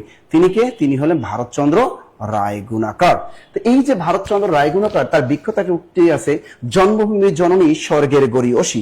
এখন এখানে তো একটা উক্তি দিয়েছে, এখন যদি সামনে আরো দেয়, দেখেন এই ভারতচন্দ্রের আরো বিখ্যাত কিছু উক্তি আমি লিখে দিব, যেটা আপনারা লিখে রাখবেন। 1 নম্বর লেখেন, কড়িতে বাঘের দুধ মেলে। আমরা কিন্তু ভাই টাকা থাকলে কিন্তু বাঘের দুধও মেলে, এটাই। তো 1 নম্বর লেখেন, আর দুটো লেখেন, ক ডবিন্দুর রসিয়া, কড়িতে বাঘের কি মেলে? দুধ মেলে। এই একটা চমৎকার একটা বাক্য, এটা কিন্তু পরীক্ষা। 2 নম্বর দেখো, বড়র প্রীতি বালির বাদ। বড়র প্রীতি, প্রীতি বানান কিন্তু সব অস্বীকার। বড়র প্রীতি বালির বাদ, হ্যাঁ বালির বাদ। যে প্রীতি দেখবা যে ধুমতারাক্কা চলতেছে, মনে রাখবা ওইটা টুস করে ফুটুস, টুস করে ফুটুস, দ্রুত লাগে, দ্রুত দ্রুত দ্রুত। এবার লেখেন, নগর পুরিলে দেবালয় কি এড়ায়। এটা কিন্তু এর আগে একটা চাকরি পরীক্ষা আছে, নগর পুরিলে দেবালয় কি এড়ায়। নগর পুরিলে দেবালয় কি এড়ায়, নগর পুরিলে দেবালয় কি এড়ায়। হ্যাঁ, এটাও কিন্তু পরীক্ষা একবার আসছে। আর একটা আছে, আমার সন্তান যেন থাকে দুধে ভাতে। তার একটা বিখ্যাত উক্তি, আমার, এটা আপনারা সবাই জানেন, আমার সন্তান যেন থাকে দুধে ভাতে। তবে এই উক্তিটা যদি অপশনে ঈশ্বরী পাটনি থাকে, তাহলে ঈশ্বরী পাটনি ঠিক দিবেন যে উক্তিটি কার। আর যদি কোনো কারণে ঈশ্বরী পাটনি না থাকে, তাহলে অবশ্যই আমাদের এই যে রাইটার তারে দিবেন, অর্থাৎ অন্নদামঙ্গল কাব্যের যিনি লেখক ভারতচন্দ্র রায় গুণকার। অপশনে যদি দেখেন ভারতচন্দ্র রায় গুণকারও আছে, ঈশ্বরী পাটনিও আছে, অবশ্যই ঈশ্বরী পাটনি ঠিক দিবেন। যখন ঈশ্বরী পাটনি থাকবে না, তখন ভারতচন্দ্র রায় গুণকারে ঠিক দিবেন। ঠিক আছে, তাহলে কি লিখলাম, করিতে বাঘে দুধ মেলে, বড় প্রীতি বালির বাদ, নগর পুরিলে দেবালয় কি এড়ায়, আমার সন্তান যেন থাকে দুধে ভাতে। দ্রুত লেখেন, দ্রুত দ্রুত দ্রুত দ্রুত দ্রুত দ্রুত দ্রুত। আর একটা লেখেন, মন্ত্রের সাধন কিংবা শরীর পাতন। আর একটা লিখে রাখেন 5 নম্বরে, মন্ত্রের সাধন কিংবা শরীর পাতন। হয় মন্ত্রের সাধনা করবেন, মন্ত্রের সাধন কিংবা শরীর পাতন, শরীর পাতন। তো মন্ত্রের সাধন কিংবা শরীর পাতন, এই উক্তিটি কার, ভারতচন্দ্র রায় গুণাকার। জন্মভূমি জননী স্বর্গের গরিষ্ঠ, উক্তিটি কার, ভারতচন্দ্র রায় গুণাকার। করিতে বাঘে দুধ মেলে, ভারতচন্দ্র রায় গুণাকার। বড় প্রীতি বালির বাদ, ভারতচন্দ্র রায় গুণাকার। নগর পুরিলে দেবালয় কি এড়ায়, ভারতচন্দ্র রায় গুণাকার। আমার সন্তান যেন থাকে দুধে ভাতে, ভারতচন্দ্র রায় গুণাকার। ক্লিয়ার সবাই? মনে থাকবে, মনে থাকবে, মনে থাকবে। নাসির স্যার কেমন আছেন? শ্রাবন্তী দাস, আছি বেবি, ভালো আছি বেবি। তুমি কেমন আছো? কেমন আছো বলো, বলো বেবি কেমন আছো? দ্রুত দ্রুত। আচ্ছা, পরের প্রশ্নটা আমরা যদি চলে যাই, পরের প্রশ্নটা দেখি। পুঁথি সাহিত্য বলতে আমরা কি বুঝি আসলে? পুঁথি, আমরা ছোটবেলা আপনার অনেকেই পুঁথি হয়তো শুনে থাকবেন বা হয়তো কেউ শুনে থাকবেন না। এই পুঁথি সাহিত্য কি জানো, অষ্টাদশ শতাব্দীর দ্বিতীয়ার্ধে এই কলকাতায় কিন্তু এই পুঁথি সাহিত্যের আবির্ভাব ঘটেছিল। পুঁথি সাহিত্য কি, অর্থাৎ আরবি, ফার্সি, হিন্দি, বাংলা, কয়টা ভাষা বললাম? আরবি, ফার্সি, হিন্দি, বাংলা, এই 4টা ভাষা থেকে বিভিন্ন শব্দ নিয়ে এক ধরনের কি করতে, এক ধরনের ওই সাহিত্য রচনা করা হতো, সেগুলোকে বলা হয় পুঁথি সাহিত্য। অর্থাৎ বিভিন্ন ভাষার শব্দ নিয়ে একটা ধরনের সাহিত্য তৈরি করা হতো, যেটাকে বলা হতো পুঁথি সাহিত্য। সেটাকে কি বলা হতো? পুঁথি সাহিত্য। আবার দেখেন, এই পুঁথি সাহিত্যের ভিতরে একটা আছে দোভাষী পুঁথি, অর্থাৎ দোভাষী পুঁথি মানে কি, এরকম কয়েকটা ভাষার শব্দ মিশ্রিত করে যে সাহিত্য রচনা করা হতো, সেগুলোকে বলা হতো দোভাষী পুঁথি। আর এই দোভাষী পুঁথি, এর ভিতরে একটা আছে কিন্তু বটতলার পুঁথি। হ্যাঁ, এই দোভাষী পুঁথির ভিতরে একটা আছে বটতলার পুঁথি, বটতলার পুঁথি।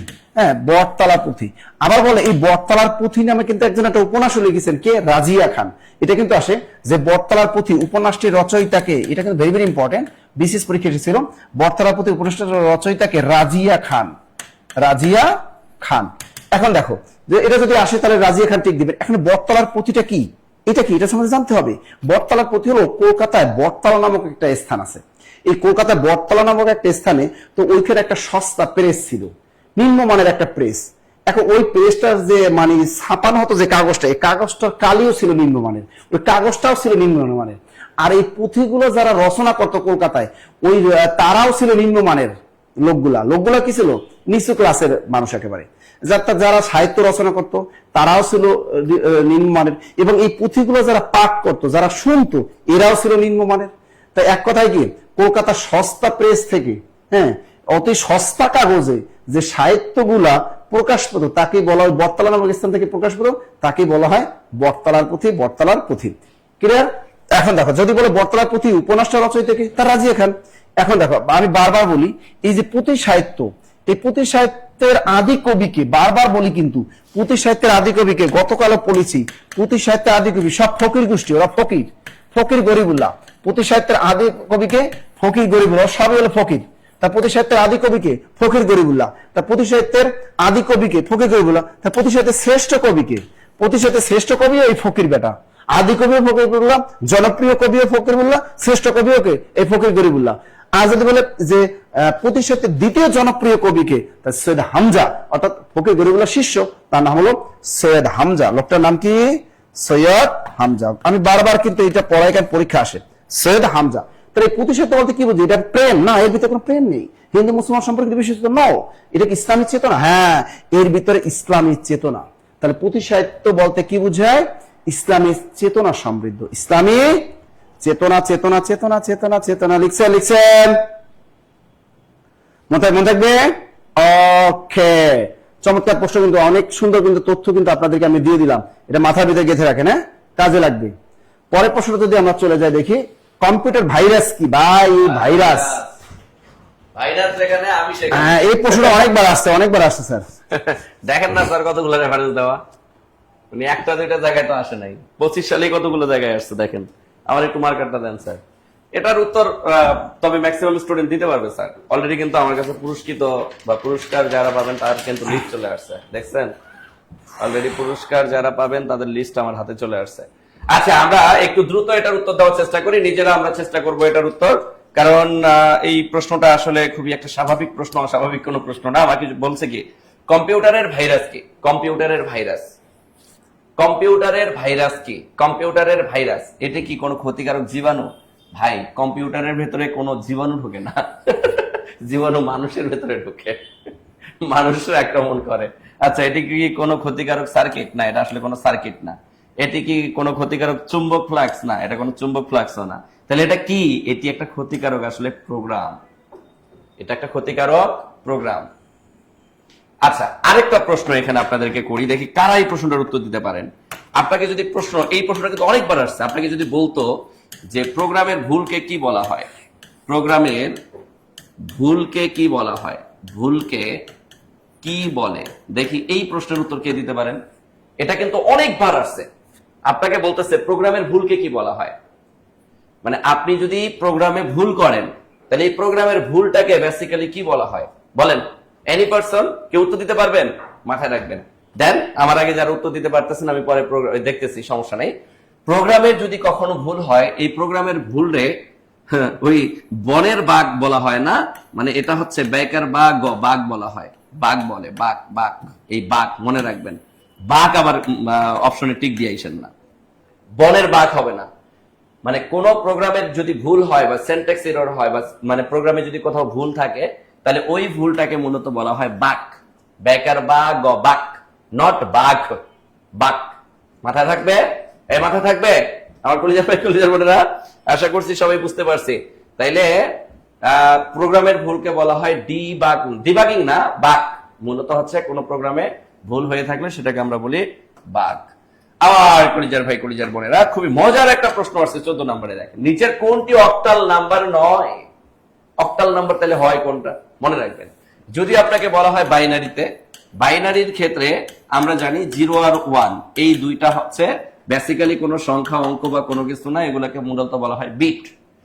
কিন্তু আমি যদি বাইনারির পরে অক্টালের কথা বলি, অক্টালের সিস্টেমটাই শুরু হয় 0 থেকে 7 পর্যন্ত। তাহলে 0, 1, 2, 3, 4, 5, 6, 7, দেখেন 8 পর্যন্ত চলে আসছে। অক্টাল মানে 8, যার বেস 8, কিন্তু যার মানগুলো থাকবে 0 থেকে 7 পর্যন্ত। 0 থেকে 7 এর বাইরে যদি কোনো কিছু থেকে থাকে, তাহলে সেটাকে কিন্তু আমরা কি বলতে পারবো না, সেটাকে আমরা কি বলতে পারবো না, অক্টাল নাম্বার বলতে পারবো না। এখন যদি আমাকে এটা হেক্সাডেসিমালের কথা বলে বা ডেসিমালের কথা বলে, তাহলে ডেসিমালের ক্ষেত্রে 0 থেকে 9 পর্যন্ত, ডেসিমালে 0 থেকে 9 পর্যন্ত। আর হেক্সাডেসিমালে 0 থেকে 9, 10 এর জন্য A, 11 এর জন্য B, 12 এর জন্য C, অর্থাৎ A থেকে F পর্যন্ত মান ধরতে হয়, 15 পর্যন্ত ধরতে হয়। তো এই জায়গায় 0 থেকে 7 এর মধ্যে যেগুলো থাকবে সেগুলো সবগুলোই অক্টাল নাম্বার। তাহলে আমি দেখতেছি 7, 0 থেকে 7 এর মধ্যে আছে, তাহলে এটা একটা অক্টাল নাম্বার। 15, 0 থেকে 7 এর মধ্যে আছে, এটাও একটা অক্টাল নাম্বার। 101, এটাও 0 থেকে 7 এর মধ্যে আছে, এটাও একটা অক্টাল নাম্বার। তাহলে 19, এটা দেখেন 0 থেকে 7 অতিক্রম করে একটা 9 সংখ্যা চলে আসছে। যখনই 9টা চলে আসছে, এটা একটা ডেসিমাল সংখ্যা আমরা বলতে পারবো, কিন্তু অক্টাল নাম্বার বলতে পারবো না। তাহলে আমাকে বলছে অক্টাল নাম্বার 9, যেহেতু 9 বলছে, তাহলে সঠিক উত্তরটা হবে মিস্টার ক। উত্তর হবে ক, কলা কলা কলা কলা কলা কলা কলা। ক্লিয়ার? এই clear clear clear clear clear clear clear clear clear কলিজার ভাই বোন, আমি জাস্ট 1 মিনিট সময় নেব আজকে, 1 মিনিট সময় নিচ্ছি। দেখেন আপনারা যারা এখন লাইভে আছেন, আপনারা জানেন সমাজসেবার বই কিন্তু আমাদের হাতে চলে আসছে। সমাজসেবার বই, সমাজসেবার বই, সমাজসেবার বই কালকে থেকে কুরিয়ার করা হবে। অর্থাৎ যারা অলরেডি ভর্তি হয়ে গেছেন, কালকে আগামীকাল থেকে আমরা হচ্ছে কুরিয়ার করে দিব। সমাজসেবার বইটার দাম আমরা কত রাখছি ভাই বলেন তো? বইটার দাম রাখছি মাত্র 500 টাকা, কারণ 300 পৃষ্ঠার একটা বই 500 টাকা সমমূল্য। এই 500 টাকা সমমূল্য, এই 500 বইয়ের দামে কিন্তু আমরা আপনাদেরকে কি করছি, কোর্সটা কিন্তু দিয়ে দিছি, কোর্স প্লাস বই দিয়ে দিছি। অর্থাৎ এই সমাজসেবার যারা এখনো আমাদের কিন্তু সুযোগ আছে। আমি বিকালে একটা পোস্ট করছিলাম, ওটার মাধ্যমে মোটামুটি প্রায় 30 জন কিন্তু অলরেডি আজকে এনরোল করে ফেলছে। অর্থাৎ সব মিলিয়ে প্রায় 170টা বই আর আমাদের কাছে অতিরিক্ত আছে। আশা করছি এটা এখন এই যে বললাম আপনাদেরকে, এটা বলার মাধ্যমে দেখা যাবে যে এখনই এমন আছে ফিল আপ হয়ে যেতে পারে। এই 170টা যে বই আছে, এই বই যারা নিতে চাচ্ছেন, বই প্লাস কোর্স, সমাজসেবায় আপনি আবেদন করছেন, নিজ জেলায় পরীক্ষা দেবেন, নিজ উপজেলায় নিয়োগ পেতে চাচ্ছেন, এই বইয়ের দামে কোর্স আপনি কিন্তু একদম ফ্রি পাচ্ছেন। অর্থাৎ বই প্লাস কোর্স পাচ্ছেন বইয়ের দামে। তাহলে এখানে আমরা কোর্স ফি রাখছি মাত্র কত টাকা বলেন? মাত্র 500 টাকা, আর ইন্টারনেট চার্জ রাখছি 100 টাকা।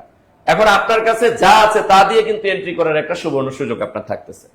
সো যারা আমরা এই সমাজসেবার কোর্সে যুক্ত হতে চাচ্ছি, আমি জাস্ট আপনাকে একটা সুযোগ দিচ্ছি, 1 মিনিট সময় দিব। এই 1 মিনিট সময়ের মধ্যে যারা কমেন্টে জাস্ট সমাজসেবার এস কোড ব্যবহার করে কমেন্টে নাম্বার শেয়ার করবেন, এই যারা নাম্বার শেয়ার করবেন তাদেরকে আমরা এই 170 জনের মধ্যে রাখার চেষ্টা করব।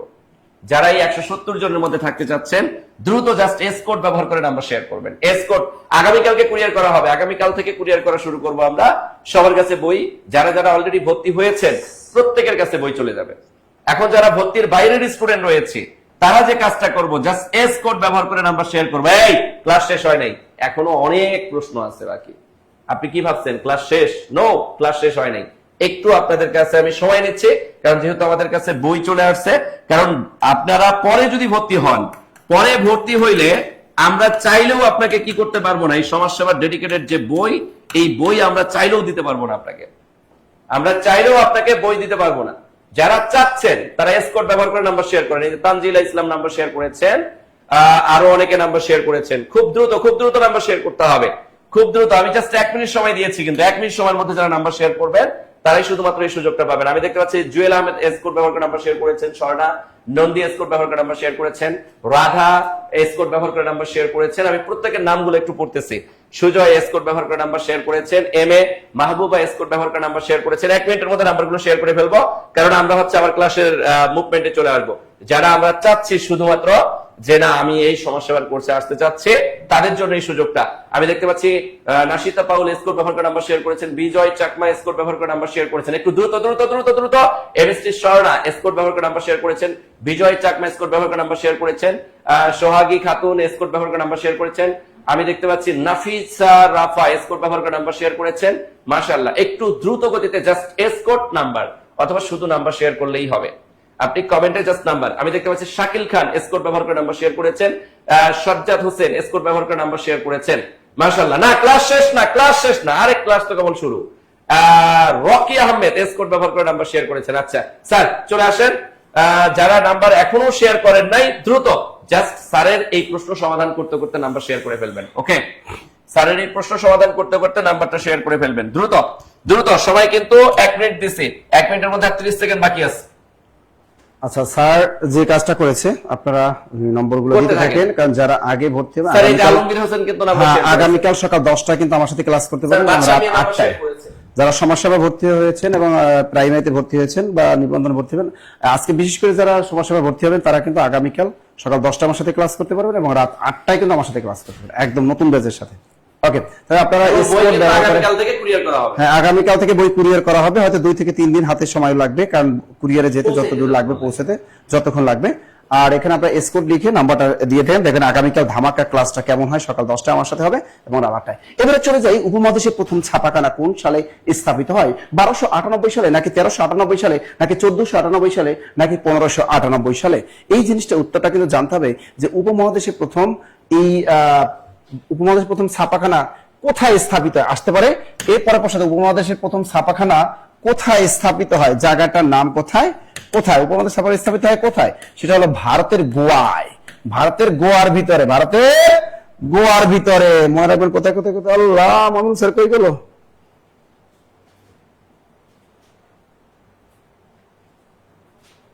এই যে কোথায় কোথায়, ভারতের গোয়ায়। টিউশন আর কোনো কারণ নাই, ভারতের গোয়ায়।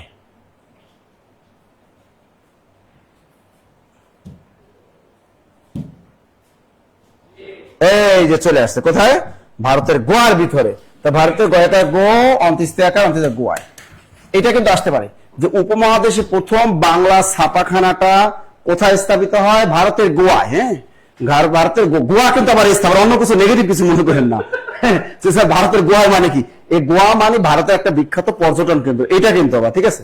হ্যাঁ, এটা মনে রাখবেন। এখন সেটা কত সালে, 1498 সালে। কত সালে? সেটা কিন্তু 1498 সালে। কিন্তু এটা ছিল কিন্তু পর্তুগিজ মুদ্রণ যন্ত্র। আসতে পারে যে উপমহাদেশে প্রথম ছাপাখানাটা স্থাপিত হয়েছিল কোন ভাষার মুদ্রণ, পর্তুগিজ ভাষার মুদ্রণ যন্ত্র। এটা কি ছিল, কি এটা ছিল কিন্তু পর্তুগিজ মুদ্রণ যন্ত্র, মনে থাকবে, পর্তুগিজ ভাষার মুদ্রণ যন্ত্র, অর্থাৎ পর্তুগিজ ভাষায় এখানে ছাপাখানাটা ছিল। এরপর কিন্তু ভারতীয় উপমহাদেশের যদি বলা হয় ভারত, এটা কিন্তু পর্তুগিজ ভাষার, বাংলা ছাপাখানা না। যদি বলে উপমহাদেশে প্রথম বাংলা ছাপাখানা প্রতিষ্ঠিত হয় কত সালে, বলো বলো বলো। উপমহাদেশে প্রথম বাংলা ছাপাখানা, উপমহাদেশের প্রথম বাংলা ছাপাখানা লিখে রাখো। উপমহাদেশে প্রথম বাংলা ছাপাখানা স্থাপিত হয় কোথায়, হুগলিতে। জায়গাটার নাম কোথায়, হুগলি। এটা কত সালে, 1778 সালে। 1778 সালে উপমহাদেশের প্রথম বাংলা ছাপাখানা প্রতিষ্ঠিত হয় কোথায়, হুগলিতে। কত সালে, 1778 সালে। এটা প্রতিষ্ঠা করেন চার্লস উইলকিন্স।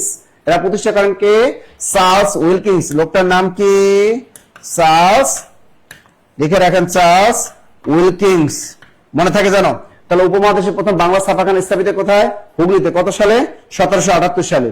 তার নাম কি, এটা প্রতিষ্ঠা করেন কে, চার্লস উইলকিন্স, চার্লস উইলকিন্স। কিনা, এবার দেখো যদি বলে এরপর উপমহাদেশের দ্বিতীয় বাংলা ছাপাখানা প্রতিষ্ঠিত হয় কোথায়, উপমহাদেশের দ্বিতীয় বাংলা ছাপাখানা প্রতিষ্ঠিত হয় শ্রীরামপুর মিশনে 1800 সালে।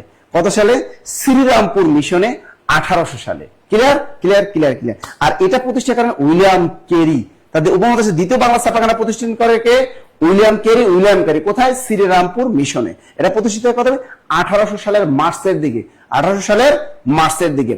এরপর দেখো যদি বলে বাংলাদেশে প্রথম ছাপাখানা স্থাপিত হয় কত সালে, তাহলে বাংলাদেশে প্রথম ছাপাখানা স্থাপিত হয় 1848 সালে। কত সালে, 1848 সালে। বাংলাদেশে প্রথম ছাপাখানা স্থাপিত হয় কত সালে, 1848 সালে। সেটা কোথায়, সেটা হলো ওই যে রংপুরে। নাম কি, রংপুর বার্তাবহ যন্ত্র। তাহলে বাংলাদেশে প্রথম ছাপাখানা স্থাপিত হয় কোথায়, রংপুরে।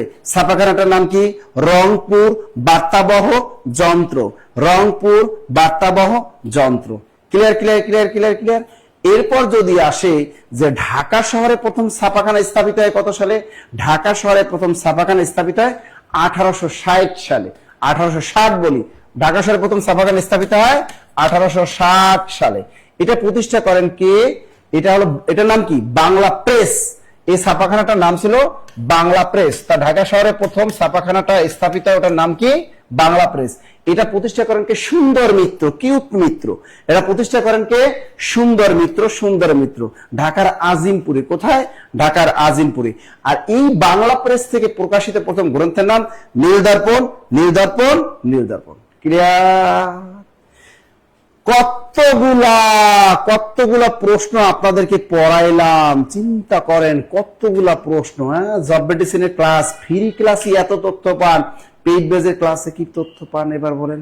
চাকরি পরীক্ষা টিকতে হলে ভাই বেসিক জ্ঞান লাগবে, এবার পড়তে হবে। আবার আমি আপনার আস্তে আস্তে ধীরে ধীরে বলতেছি। তাহলে দেখো উপমহাদেশে প্রথম ছাপাখানা স্থাপিত হয় কত সালে, 1498 সালে। এটা কোথায়, ভারতের গোয়ায়, ভারতের গোয়ায়। এটি ছিল কোন ভাষার মুদ্রণ যন্ত্র, এটি ছিল পর্তুগিজ ভাষার মুদ্রণ যন্ত্র। এরপর যদি পরীক্ষা আসে উপমহাদেশে প্রথম বাংলা ছাপাখানা স্থাপিত হয় কোথায়, উত্তরটা হবে হুগলি, হুগলিতে। এটা কত সালে, 1778 সালে। এটা প্রতিষ্ঠা করেন কে, Charles Wilkins, Charles Wilkins.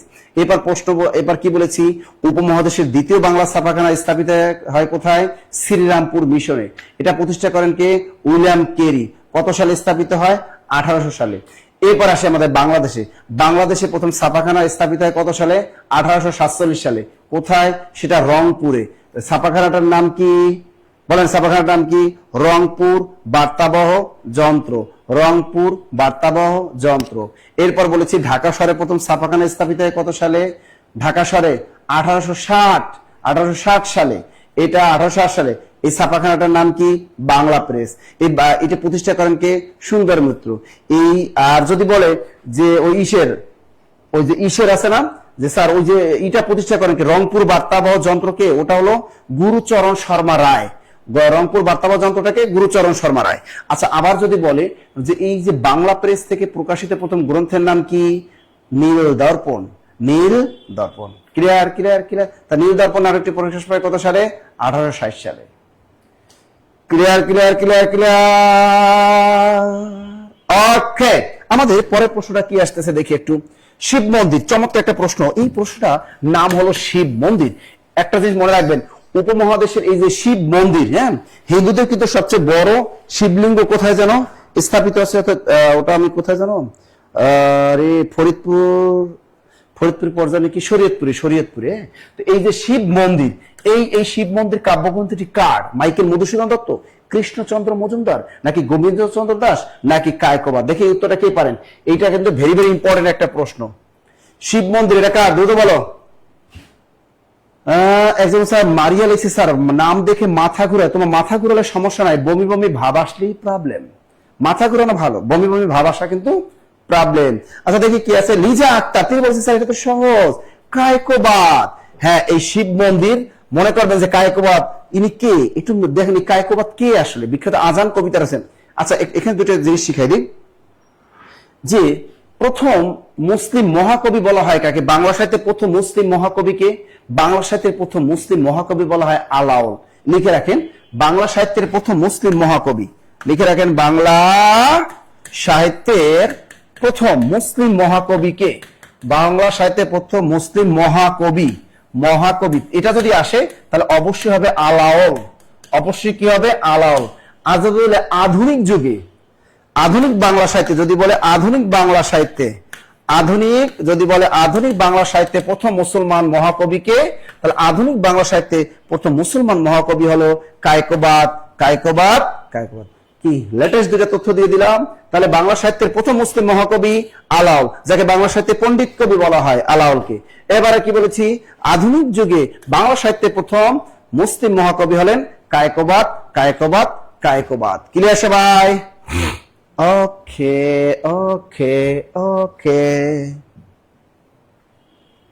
Wow, চমৎকার একটা প্রশ্ন। এই বেনের মেয়ে বলতে এই উপন্যাসটা কার লেখা? ভেরি ভেরি ইম্পর্টেন্ট, অনেকবার চাকরি পরীক্ষা আসছে। বেনের মেয়ে, এটা কি হরপ্রসাদ শাস্ত্রী, নাকি আমাদের পল্লী কবি জসীমউদ্দিন, নাকি ডক্টর রমেশচন্দ্র দত্ত, নাকি শরৎচন্দ্র চট্টোপাধ্যায়? আপনাদের কিন্তু জানতে হবে এই শরৎচন্দ্র চট্টোপাধ্যায় যাকে বলা হয় বাংলা সাহিত্যের উপন্যাসিক বলা হয়, তাই না? অপরাজেয় কথাশিল্পীকে আমাদের এই শরৎচন্দ্র চট্টোপাধ্যায়। আর বাংলা সাহিত্যে এই পল্লী কবি এবং কি যেন পূর্ববঙ্গ গীতিকা এবং ময়মনসিংহ গীতিকা সংগ্রহের সাথে জড়িত ব্যক্তি ছিলেন কে? আমাদের এই পল্লী কবি জসীমউদ্দিন। তার বিখ্যাত কবর কবিতা হলো তার বিখ্যাত। এবার আসি ডক্টর হরপ্রসাদ শাস্ত্রী। উত্তরটা অলরেডি আপনারা কেউ বলতে পেরেছেন? বলেন তো। চাচা কাহিনী সৈয়দ মুস্তফা আলী। চাচা কাহিনীর লেখক কে? সৈয়দ মুস্তফা আলী। হ্যাঁ, ক নাম্বার অলরেডি কিন্তু বলে ফেলেছে হোসনারা। স্যার এটা হবে হরপ্রসাদ শাস্ত্রী। আমরা জানি ডক্টর হরপ্রসাদ শাস্ত্রী তিনি কিন্তু মহামহোপাধ্যায় তার বিখ্যাত উপাধি ছিল। এই ডক্টর হরপ্রসাদ শাস্ত্রী কিন্তু কলকাতা বিশ্ববিদ্যালয়ের বাংলা বিভাগের অধ্যাপক ছিলেন। কিন্তু তিনি যখন চর্যাপদ 1907 সালে নেপালের রয়্যাল লাইব্রেরি থেকে যখন তিনি চর্যাপদ উদ্ধার করেছিলেন, তখন কিন্তু তিনি কিন্তু এই কোথার কলকাতা বিশ্ববিদ্যালয়ের বাংলা বিভাগের তিনি কিন্তু অধ্যাপক ছিলেন। পরবর্তীতে যখন 1921 সালে ঢাকা বিশ্ববিদ্যালয় প্রতিষ্ঠিত হলো, তখন কিন্তু তিনি কলকাতা বিশ্ববিদ্যালয় ছেড়ে ঢাকা বিশ্ববিদ্যালয়ে এসে যোগদান করেছিলেন এবং প্রতিষ্ঠাকালীন ঢাকা বিশ্ববিদ্যালয়ের বাংলা বিভাগের চেয়ারম্যান নিযুক্ত হয়েছিলেন। তো এই ডক্টর হরপ্রসাদ শাস্ত্রীর সবচেয়ে বড় অবদান হলো বাংলা সাহিত্যের যে আমাদের মূল্যবান সম্পদ, সেটা হলো চর্যাপদ। এই চর্যাপদ আবিষ্কারটাই ছিল তার সবচেয়ে মহামূল্যবান কৃতিত্ব। এবং এই ডক্টর হরপ্রসাদ শাস্ত্রী বেনের মেয়ে একটা বিখ্যাত তার উপন্যাস আছে কিন্তু। সুতরাং এই প্রশ্নটা যদি আসে যে বেনের মেয়ে উপন্যাসটিকার, ডক্টর হরপ্রসাদ শাস্ত্রী। ক্লিয়ার।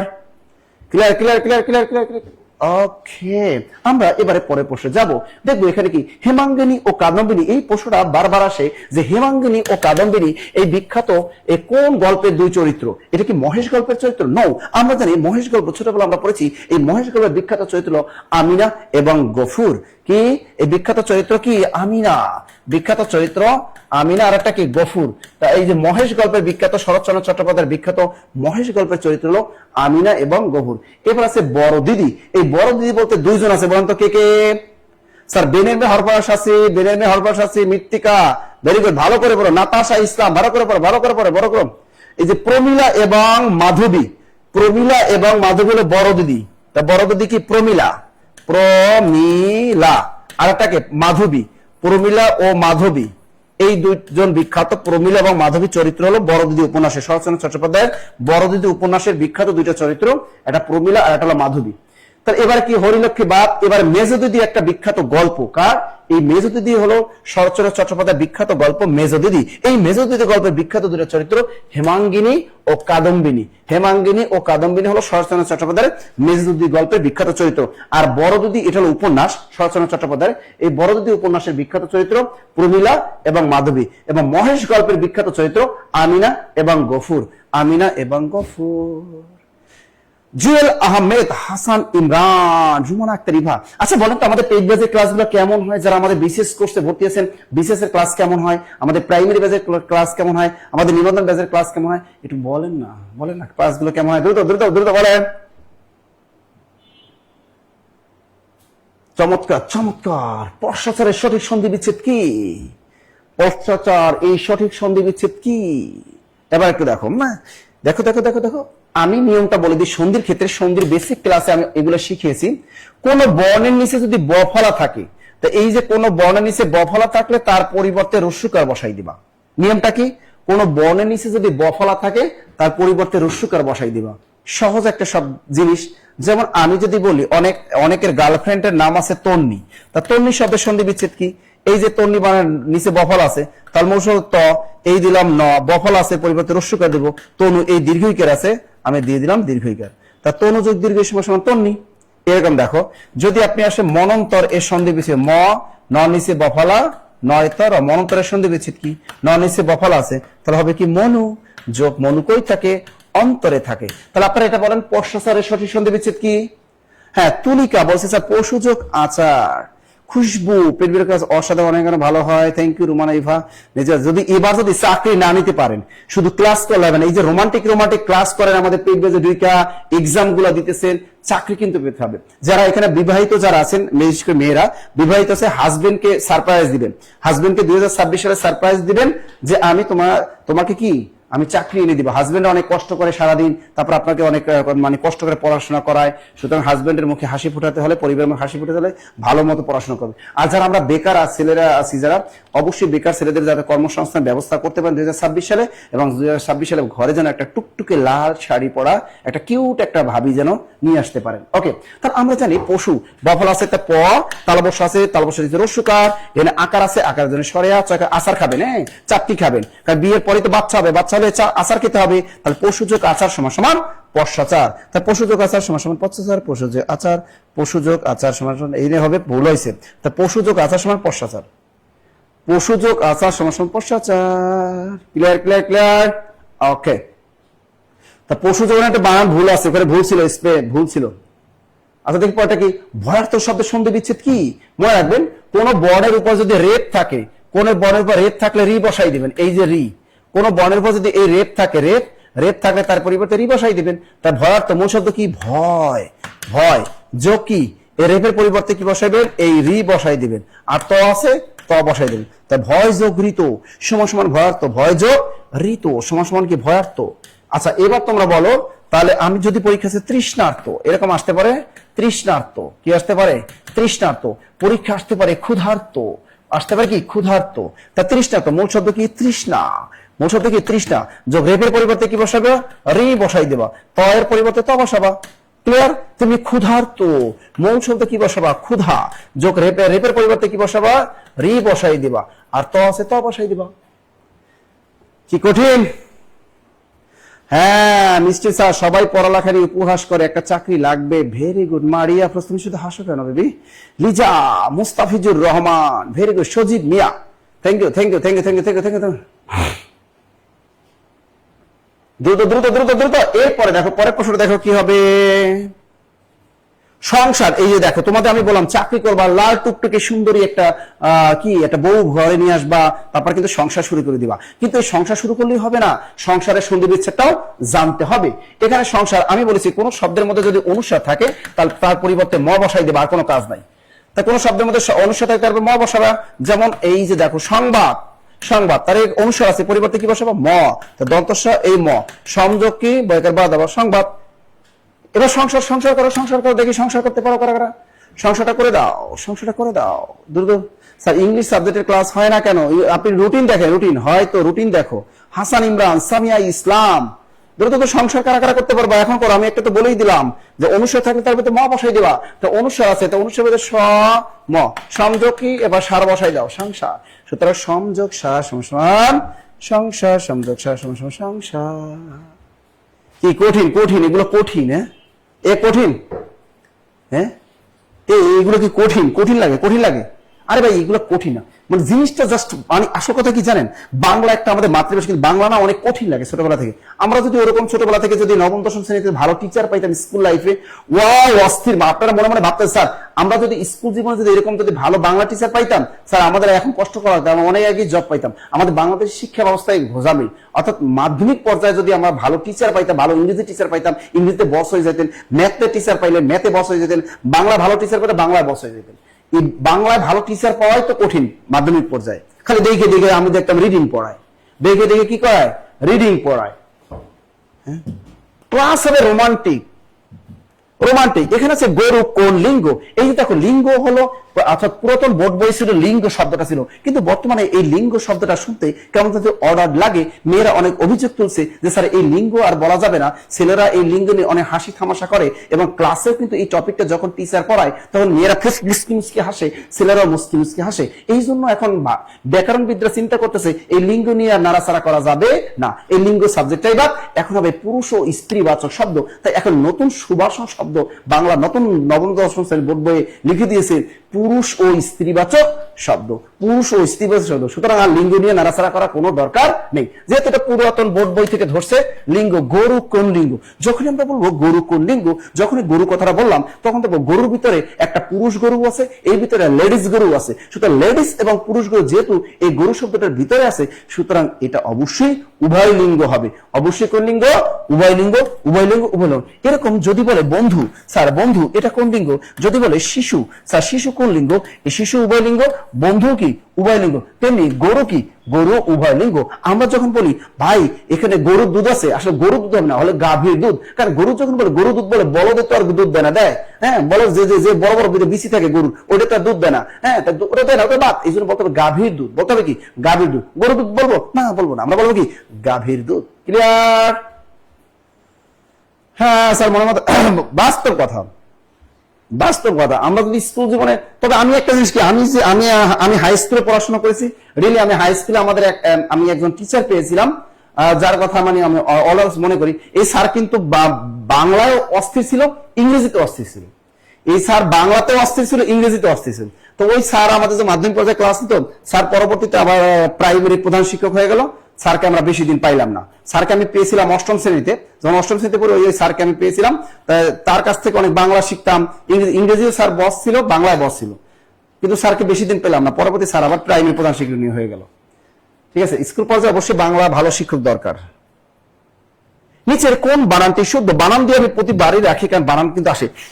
গোধূলি, হ্যাঁ গোধূলি বানানটা কিন্তু আপনারা ভুল করেন। দেখি উত্তরটা বলো তো, গোধূলি বানানটা কি? ওকে হানজেলা হাফিজ স্যার। ও স্যার হাসতে পারতেছেন কেন? হাসি কি করে? আমি হাসির কোনো কথা বলছি? স্যার আমরা গরু দুধ খাই। এই সুজন তুমি গরু বানানটা ভুল কলা করো। এই যে গাভী বানানটা, সামিয়া তুমি গাভী বল না কেন? এই গাভীর দুধ বলতে হবে, গরু দুধ বলো। গরু বানানটা হলো গয়কার গরু রস্যই গরু, আর গাভী বানান কিন্তু গয়কার কার ভস্কে। গাভী বানান তো রস্যইকার, গরু বানান গয়কার গরু রস্যই গরু, আর গাভী বানান রস্যইকার। ক্লিয়ার? দ্রুত দ্রুত দ্রুত। একজন বলতে স্যার কি স্যার তাড়াতাড়ি শেষ করে, মশার কামড়। শুনেন, মশায় যদি একটু না কামড়া, বিয়ে করবা বউ কামড়াইবো। বিয়ে করলে কি কামড়ায়? তোমার বউ তোমার কামড়াইবো, ঠিক আছে। আবার দেখো, আবার এই জন্য তোমাদের কি করতে হবে, মশার কামড় একটু খাইতেই হবে। মশা অত ফ্রি ফ্রি কামড় দেয়, মশা সবার দ্বারই যাইতে পারে। একটা তুমি দেখবা, মশা সুন্দরী মাইয়াদের কাছেও যাইতে পারে, সুদর্শন পুরুষের কাছেও যাইতে পারে, ও সুন্দরী নারীদেরও কামড় দিতে পারে, আবার সুদর্শন পুরুষও কামড় দিতে পারে। কিন্তু আপনি চাইলে পুরুষ হইলেও কোনো সুন্দরী নারীর কামড় দিতে পারবেন না, আবার আপনি সুন্দরী নারী হইলেও কোনো সুদর্শন পুরুষে যায় আপনি চাইলে একটা কামড় দিতে পারবেন না। মশার সেখানে স্বাধীনতা আছে, কিন্তু আপনার সেখানে স্বাধীনতা নাই। সুতরাং মশার কামড় আপনাকে খেতেই হবে, গোধূলি বানানটা আপনাকে জানতেই হবে। গয়কারে গো ধয় দীর্ঘ লস্কেলি গোধূলি, তাহলে গয়কারে গো ধয় দীর্ঘ ধু লস্কেলি গোধূলি। Clear clear clear. আল্লাহ, পরে প্রশ্ন দেখি আমাদের কি, ও ক্লাস ক্লেশ প্রীতি প্রীতি এগুলো কি বলো না, এগুলো কি? অনেকবার পড়াইছি, ক্লাস ক্লেশ প্রীতি প্রীতি এগুলো কি? এগুলো কি কিসের উদাহরণ? দ্রুত বলো, এগুলো কিসের উদাহরণ? দ্রুত দ্রুত দ্রুত দ্রুত। তোমরা গাভী গরুর মধ্যে সার আছে না, একটা বড় বিসিওয়ালা, ওটা কি দুধ হয়? তোমরা এই গরু সার গরু চিনো না, বলদ গরু চিনো না, আবাল চিনো না? তোমাদের কি যে চিনাবা আল্লাহ জানে। হ্যাঁ হ্যাঁ, মশা সুখ স্যার, মশাই শান্তিতে আছে, মশাই শান্তিতে আছে রে। দ্রুত দ্রুত দ্রুত, এটা কি হবে? দ্রুত দ্রুত দ্রুত দ্রুত দ্রুত। এই যে এই জিনিসটা, এই যে কোনটারে কয় বলদ গরু, কোনটারে কয় ষাঁড় গরু, আর কোনটারে কয় গাভী গরু, কোনটারে কয় আবাল গরু, এগুলো বুঝেন না আপনারা যে কোন জগতে আসলেন। ক্লাস ক্লেশ প্রীতি প্রীতি এগুলো কি বলতো? বউয়ের কামড় নেওয়া যায়, কিন্তু স্যার মশার কামড় নেওয়া যায় না। ওরে বাবা, স্যার বউ আবার কামড়ায় নাকি? ওরে আল্লাহ রে, এ বউ কামড়ায় না, শুধু জামাই কামড়ায়, শুধু জামাই বউরে কামড়ায়, বউ জামাইরে কামড়ায় না। আল্লাহ, কি যে কও তোমরা। ক্লাস ক্লেশ এই জিনিসটা কি? দুর্বল, এই জিনিসটা কি? অপিনিহিতি? নো স্যার, আপনি তো বারবার বলেন অপিনিহিতি মানে রস্যই রস্যু, সুতরাং এর ভিতরে কোথাও রস্যই রস্যু নাই, সুতরাং অপিনিহিতি এটা কোট করে কাটে দিই। স্যার আপনি আদি সেরকম বলছে, আদি মানে শব্দের শুরুতে একটা স্বর দিয়ে আসবে, আপনি বারবার বলেন যে এই স্যার আদি সেরকম স্ত্রী থেকে কি হয়ে যাবে স্ত্রী। স্যার এই স্ত্রী অর্থ হবে স্ত্রী, এই যে মাঝখানে একটা প্রথমেই একটা রস্যইকার চলে আসছে, এটা কি বলে আদি সরাগম, ঠিক আছে না? আদি সরাগম, তাহলে এটা আদি সরাগম হবে না। তাহলে এই ক্লাস ক্লেশ প্রীতি প্রীতি।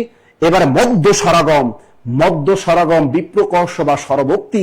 স্যার আপনি ক্লাসে পড়িয়েছিলেন পেডবেজে ক্লাসে যে মধ্য সরাগম বিপ্রকর্ষ বা স্বরভক্তি হলো যুক্ত বর্ণ যেটা থাকবে স্যার ওটা ভেঙে যাবে, যুক্ত বর্ণ যেটা থাকবে ওটা ভেঙে খাস বাংলায় লিখতে হবে গ্রাম্য স্টাইলে। যেমন চলো বেবি আমরা দুজনে ফিল্ম দেখতে যাই, এটাকে যদি আমরা ভেঙে ফেলি গ্রাম্য স্টাইলে তাহলে হয় ফিল্ম, চলেন আমরা দুজনে ফিল্ম দেখতে যাই। তেমনি ক্লাসকে বলে ফেলেন ক্লেশ, প্রীতিকে বলে ফেলেন প্রীতি, এটাকে বলা হয় মধ্য সরাগম বা বিপ্রকর্ষ বা স্বরভক্তি। Clear clear. Monir Hossain sir সবই চিনি, কি চেনো তুমি? স্যার প্র্যাকটিক্যালি বুঝিয়ে দেন গরু গাভী ষাঁড় বলদ কি। ওরে বাড়া শাহাদাত রাকিব, এই ছেলেরা আবার বোঝে না, বোঝে যদি কোনো মেয়ে কমেন্ট করতো তাহলে বুঝিয়ে দিতাম, যেহেতু ছেলে কমেন্ট করছে ও জানে, ও যাই নাই কমেন্ট করছে, এটা বোঝানো যাবে না। দেখো বাংলার আদি জনগোষ্ঠী, বাংলার আদি জনগোষ্ঠী কোন ভাষাভাষী ছিল? আসলে ভাষাভাষী বলা যাবে না, এটাও একটা অপপ্রয়োগ। বলতে হবে বাংলা ভাষাভাষী কোন ভাষীর ছিল। তাহলে বাংলা আদি জনগোষ্ঠী কোন ভাষীর ছিল বলো বলো? অস্ট্রিক, হিন্দি, দ্রাবিড় নাকি বাংলা? কোনটা হবে? কোনটা হবে? দ্রুত বলো, দ্রুত দ্রুত দ্রুত। কোনটা কোনটা কোনটা কোনটা?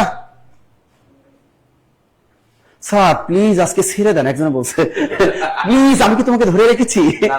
প্লিজ স্যার প্লিজ একটু ছেড়ে দেন। হ্যাঁ বলুন স্যার, এই তুমি একটু বুঝাই যেত এই বলদ গরু কারে কয়, ষাঁড় গরু কারে কয়, আবাল কারে কয়, আমি তো বুঝি না। তোমার তো গরু ছাগল আছে। বলদ গরু হচ্ছে আরিয়া গরুর বিচি কেটে দিলে বলদ গরু হয়ে যায়। আর কি এটা বুঝাই যেত। আচ্ছা যাই হোক, আমরা হচ্ছে আমার কলেজের ভাই কলেজের বোনেরা যারা যুক্ত আছেন এখন লাইভে, যারা যুক্ত আছেন সবাই আমাকে একটু এনশিওর করবেন যে আপনারা আমাকে দেখতে পাচ্ছেন, শুনতে পাচ্ছেন। হ্যাঁ দেখতে পাচ্ছেন, শুনতে পাচ্ছেন। আমি আবারও সর্বোচ্চ শেয়ারকারী মেনশনকারীর নাম ঘোষণা করব। পাশাপাশি আমি এখনো বলতেছি, আমাদের ইতোমধ্যে যে কিছুক্ষণ আগে যে নাম্বার শেয়ার করছে এর মধ্যে থেকে অলরেডি প্রায় 10 জনের মতো ভর্তি হয়ে গেছে, তার মানে 170 থেকে 160-এ চলে আসছে। তো আমাদের যেহেতু বই লিমিটেড, সমাজসেবার জন্য আমাদের বইটা আসলে লিমিটেড বই, কারণ এই বই শেষ হয়ে গেলে আমরা আর বই ছাপাবো না। কারণ এটা আমরা জাস্ট এখান থেকে আমাদের টার্গেট হচ্ছে বই প্লাস কোর্সটা আমরা দিয়েছি। দেখেন আমাদের নর্মাল একটা কোর্সের 1550 টাকা একটা কোর্সে এনরোল করার জন্য লাগে, সে জায়গায় আমরা কিন্তু কোর্স ফিটাও নিচ্ছি না, কোর্স ফিটা নিচ্ছি না। আমরা জাস্ট বইয়ের দামে আপনাকে কি করতেছি, 500 টাকা সমমূল্যের বইয়ের দামেই আপনাকে আমরা কোর্সটা দিয়ে দিচ্ছি। সো যারা এর আগে সমাজসেবার কোর্সে এই 160টা যেহেতু বই আছে, আর এই বইগুলো নিতে চাচ্ছেন, পাশাপাশি বই প্লাস কোর্সে যুক্ত হতে চাচ্ছেন, তাদের আজকেই লাস্ট একটা সুযোগ। এই সুযোগটা যারা হাতছাড়া করতে চাচ্ছেন না, তারা জাস্ট এস কোড ব্যবহার করে নাম্বার শেয়ার করবেন কমেন্টে। আমি জাস্ট আবারও আপনাদেরকে সময় দিচ্ছি 1 মিনিট। এই 1 মিনিট সময়ের মধ্যে যারা আগে নাম্বার শেয়ার করেন নাই, তারা দ্রুত গতিতে জাস্ট কমেন্ট নাম্বার শেয়ার করবেন। দ্রুত দ্রুত দ্রুত দ্রুত। আমি কি কথা বুঝতে পারছি? দ্রুত গতিতে 1 মিনিটের মধ্যে। আমি আবারও বলতেছি, বই প্লাস কোর্স। এখানে কিন্তু আপনি এই বইয়ের দামে কোর্সে যুক্ত হওয়ার পর যে আপনাকে আবার অতিরিক্ত এখানে টাকা দেওয়া লাগবে এমন না। এখানে কিন্তু বইয়ের জন্য আপনাকে 1 পয়সা দেওয়া লাগবে না। বইয়ের জন্য আপনাকে এখানে 1 পয়সা দেওয়া লাগবে না। Full free scholarship. আমি কি কথা বুঝাতে পারছি আমার কলেজের ভাই, কলেজের বোনেরা? সো যারা এখনো নাম্বার শেয়ার করি নাই, আমরা দ্রুত গতিতে জাস্ট এস কোড ব্যবহার করে নাম্বার শেয়ার করব, বা কমেন্টে জাস্ট নাম্বার শেয়ার করলেই হবে। ওকে, আমি শেয়ারকারী মেনশনকারী নাম ঘোষণা করতে যাচ্ছি। তার আগে জাস্ট আমরা এখনো যারা নাম্বার শেয়ার করি নাই, এস কোড ব্যবহার করে নাম্বার শেয়ার করব, এস কোড ব্যবহার করে নাম্বার শেয়ার করব। সাউন্ড কি কম শোনা যাচ্ছে? না, ঠিক আছে। তো এই যে আমি দেখতে পাচ্ছি যে তাসলিমা এস কোড ব্যবহার করে নাম্বার শেয়ার করেছেন। আমি যারা যারা নাম্বারগুলো শেয়ার করতেছেন, আমি কমেন্টগুলো পড়তে চাই। ঋত্বিক তয় এস কোড ব্যবহার করে নাম্বার শেয়ার করেছেন, একটু দ্রুত এস কোড ব্যবহার করে নাম্বার শেয়ার করব। ওকে, 1 মিনিট সময়ের মধ্যে এস কোড ব্যবহার করে নাম্বার শেয়ার করব। স্যার 2 তারিখে ভর্তি হয়েছি, বই অলরেডি আমাদের হাতে চলে এসেছে আজকে। আগামীকালকে থেকে বই আমরা কুরিয়ার করব, আগামীকালকে থেকে কুরিয়ার করব। কুরিয়ারে যাইতে মোটামুটি 48 ঘন্টার মতো সময় কিন্তু কুরিয়ার নেয়, কারণ আমরা বইগুলো পাঠিয়ে থাকি সুন্দরবন কুরিয়ারে। সো সুন্দরবন কুরিয়ারে কিন্তু আপনার কাছে কি বই পৌঁছে যাবে, সুন্দরবন কুরিয়ারে বই পৌঁছে যাবে আপনাদের কাছে। অর্থাৎ কুরিয়ারের জন্য কুরিয়ার চার্জটা পর্যন্ত আপনাকে দেওয়া লাগবে না, যারা সমাজসেবার কোর্সে আসতে যাচ্ছেন। বা আপনি যদি মনে করেন যে না, আমি একটা সুপার ডুপার অফার চাই নিবন্ধনের জন্য, আপনি নিবন্ধনের জন্য অফার নিতে পারেন। নিবন্ধনে যেখানে 1550 টাকা কোর্স ফি, আজকে যদি কেউ নাম্বার শেয়ার করেন, সেক্ষেত্রে আপনি 1150 টাকায় ভর্তি হওয়ার সুযোগ পাবেন। জান, 1150 টাকায় কোর্সে ভর্তি হওয়ার সুযোগ পাবেন। রিমু আক্তার এস কোড ব্যবহার করে নাম্বার শেয়ার করেছেন, আমি দেখতে পাচ্ছি। আজকে শেষ সুযোগ, সুযোগটা আমরা হাতছাড়া না করি। ওকে, সুযোগটা আমরা হাতছাড়া না করি। যারা সমাজসেবা কোর্সে আসতে চাচ্ছি, বা যারা নিবন্ধন কোর্সে আসতে চাচ্ছি, বা এনটিআরসি কোর্সে আসতে চাচ্ছি, দ্রুত গতিতে আমরা একটু নাম্বারগুলো শেয়ার করে ফেলবো। ওকে, আমি শেয়ারকারী মেনশনকারী নাম ঘোষণা করে ফেলি, আমি শেয়ারকারী মেনশনকারীর নাম ঘোষণা করে ফেলি। ওকে, হ্যাঁ, সমাজসেবার বই আগামীকালকে থেকে কুরিয়ার করা শুরু করব আমরা। সো কাউরে কল দেওয়ার দরকার নেই। যারা ভর্তিকৃত স্টুডেন্ট আছেন, আগামীকালকে থেকে আপনাদের অটো ঠিকানায়, নাম নাম্বার ঠিকানায় অটো বই চলে যাবে। সো প্যারা নেওয়ার কোনো কারণ নাই। ওকে ওকে ওকে, আমার কলেজের ভাই, কলেজের বোনেরা, প্যারা নেওয়ার কোনো কারণ নাই। আচ্ছা, আমি নাম নাম্বার ঘোষণা করে দেই যারা আজকের শেয়ারকারী মেনশনকারীর মধ্যে রয়েছেন। যারা শেয়ারকারী মেনশনকারীর মধ্যে রয়েছেন, ওপেন লাইভে থাকা অবস্থায় আপনাদেরকে আমরা গিফট গুলো দিয়ে দেওয়ার চেষ্টা করব আজকে। আর আমি কথা বলতে বলতে যারা এখনো নাম্বার শেয়ার করে নেই, নাম্বার শেয়ার করতে পারেন, কোনো সমস্যা নেই, আগামীকালকে সর্বোচ্চ ছাড়ে ভর্তি হওয়ার জন্য। আচ্ছা, আমাদের আজকে সর্বোচ্চ শেয়ারকারীর কথা যদি আমরা বলি, আজকে সর্বোচ্চ শেয়ারকারীর মধ্যে রয়েছেন আবিদ আরাফাত। আবিদ আরাফাত, আবিদ আরাফাত জব মেডিসিন পেজে যদি থেকে থাকি, আপনি যদি টাকা নিতে চান, টাকার প্রাইস মানি পাবেন। আর যদি টাকার বদলে নাসির স্যারের বই নিতে চান, বই পাবেন। আবিদ আরাফাত আছে, একটু দ্রুত কমেন্ট করব। যদি থেকে থাকে দ্রুত একটু কমেন্ট করব। 2 নম্বরে হচ্ছে এমডি আব্দুল লতিফ। এমডি আব্দুল লতিফ, আব্দুল লতিফ, আপনি হচ্ছে নাসির স্যারের ক্যারিয়ার প্লাস বই পেতে যাচ্ছেন। আপনি নাসির স্যারের ক্যারিয়ার প্লাস বই পেতে যাচ্ছেন। মেনশনকারীর মধ্যে রয়েছেন,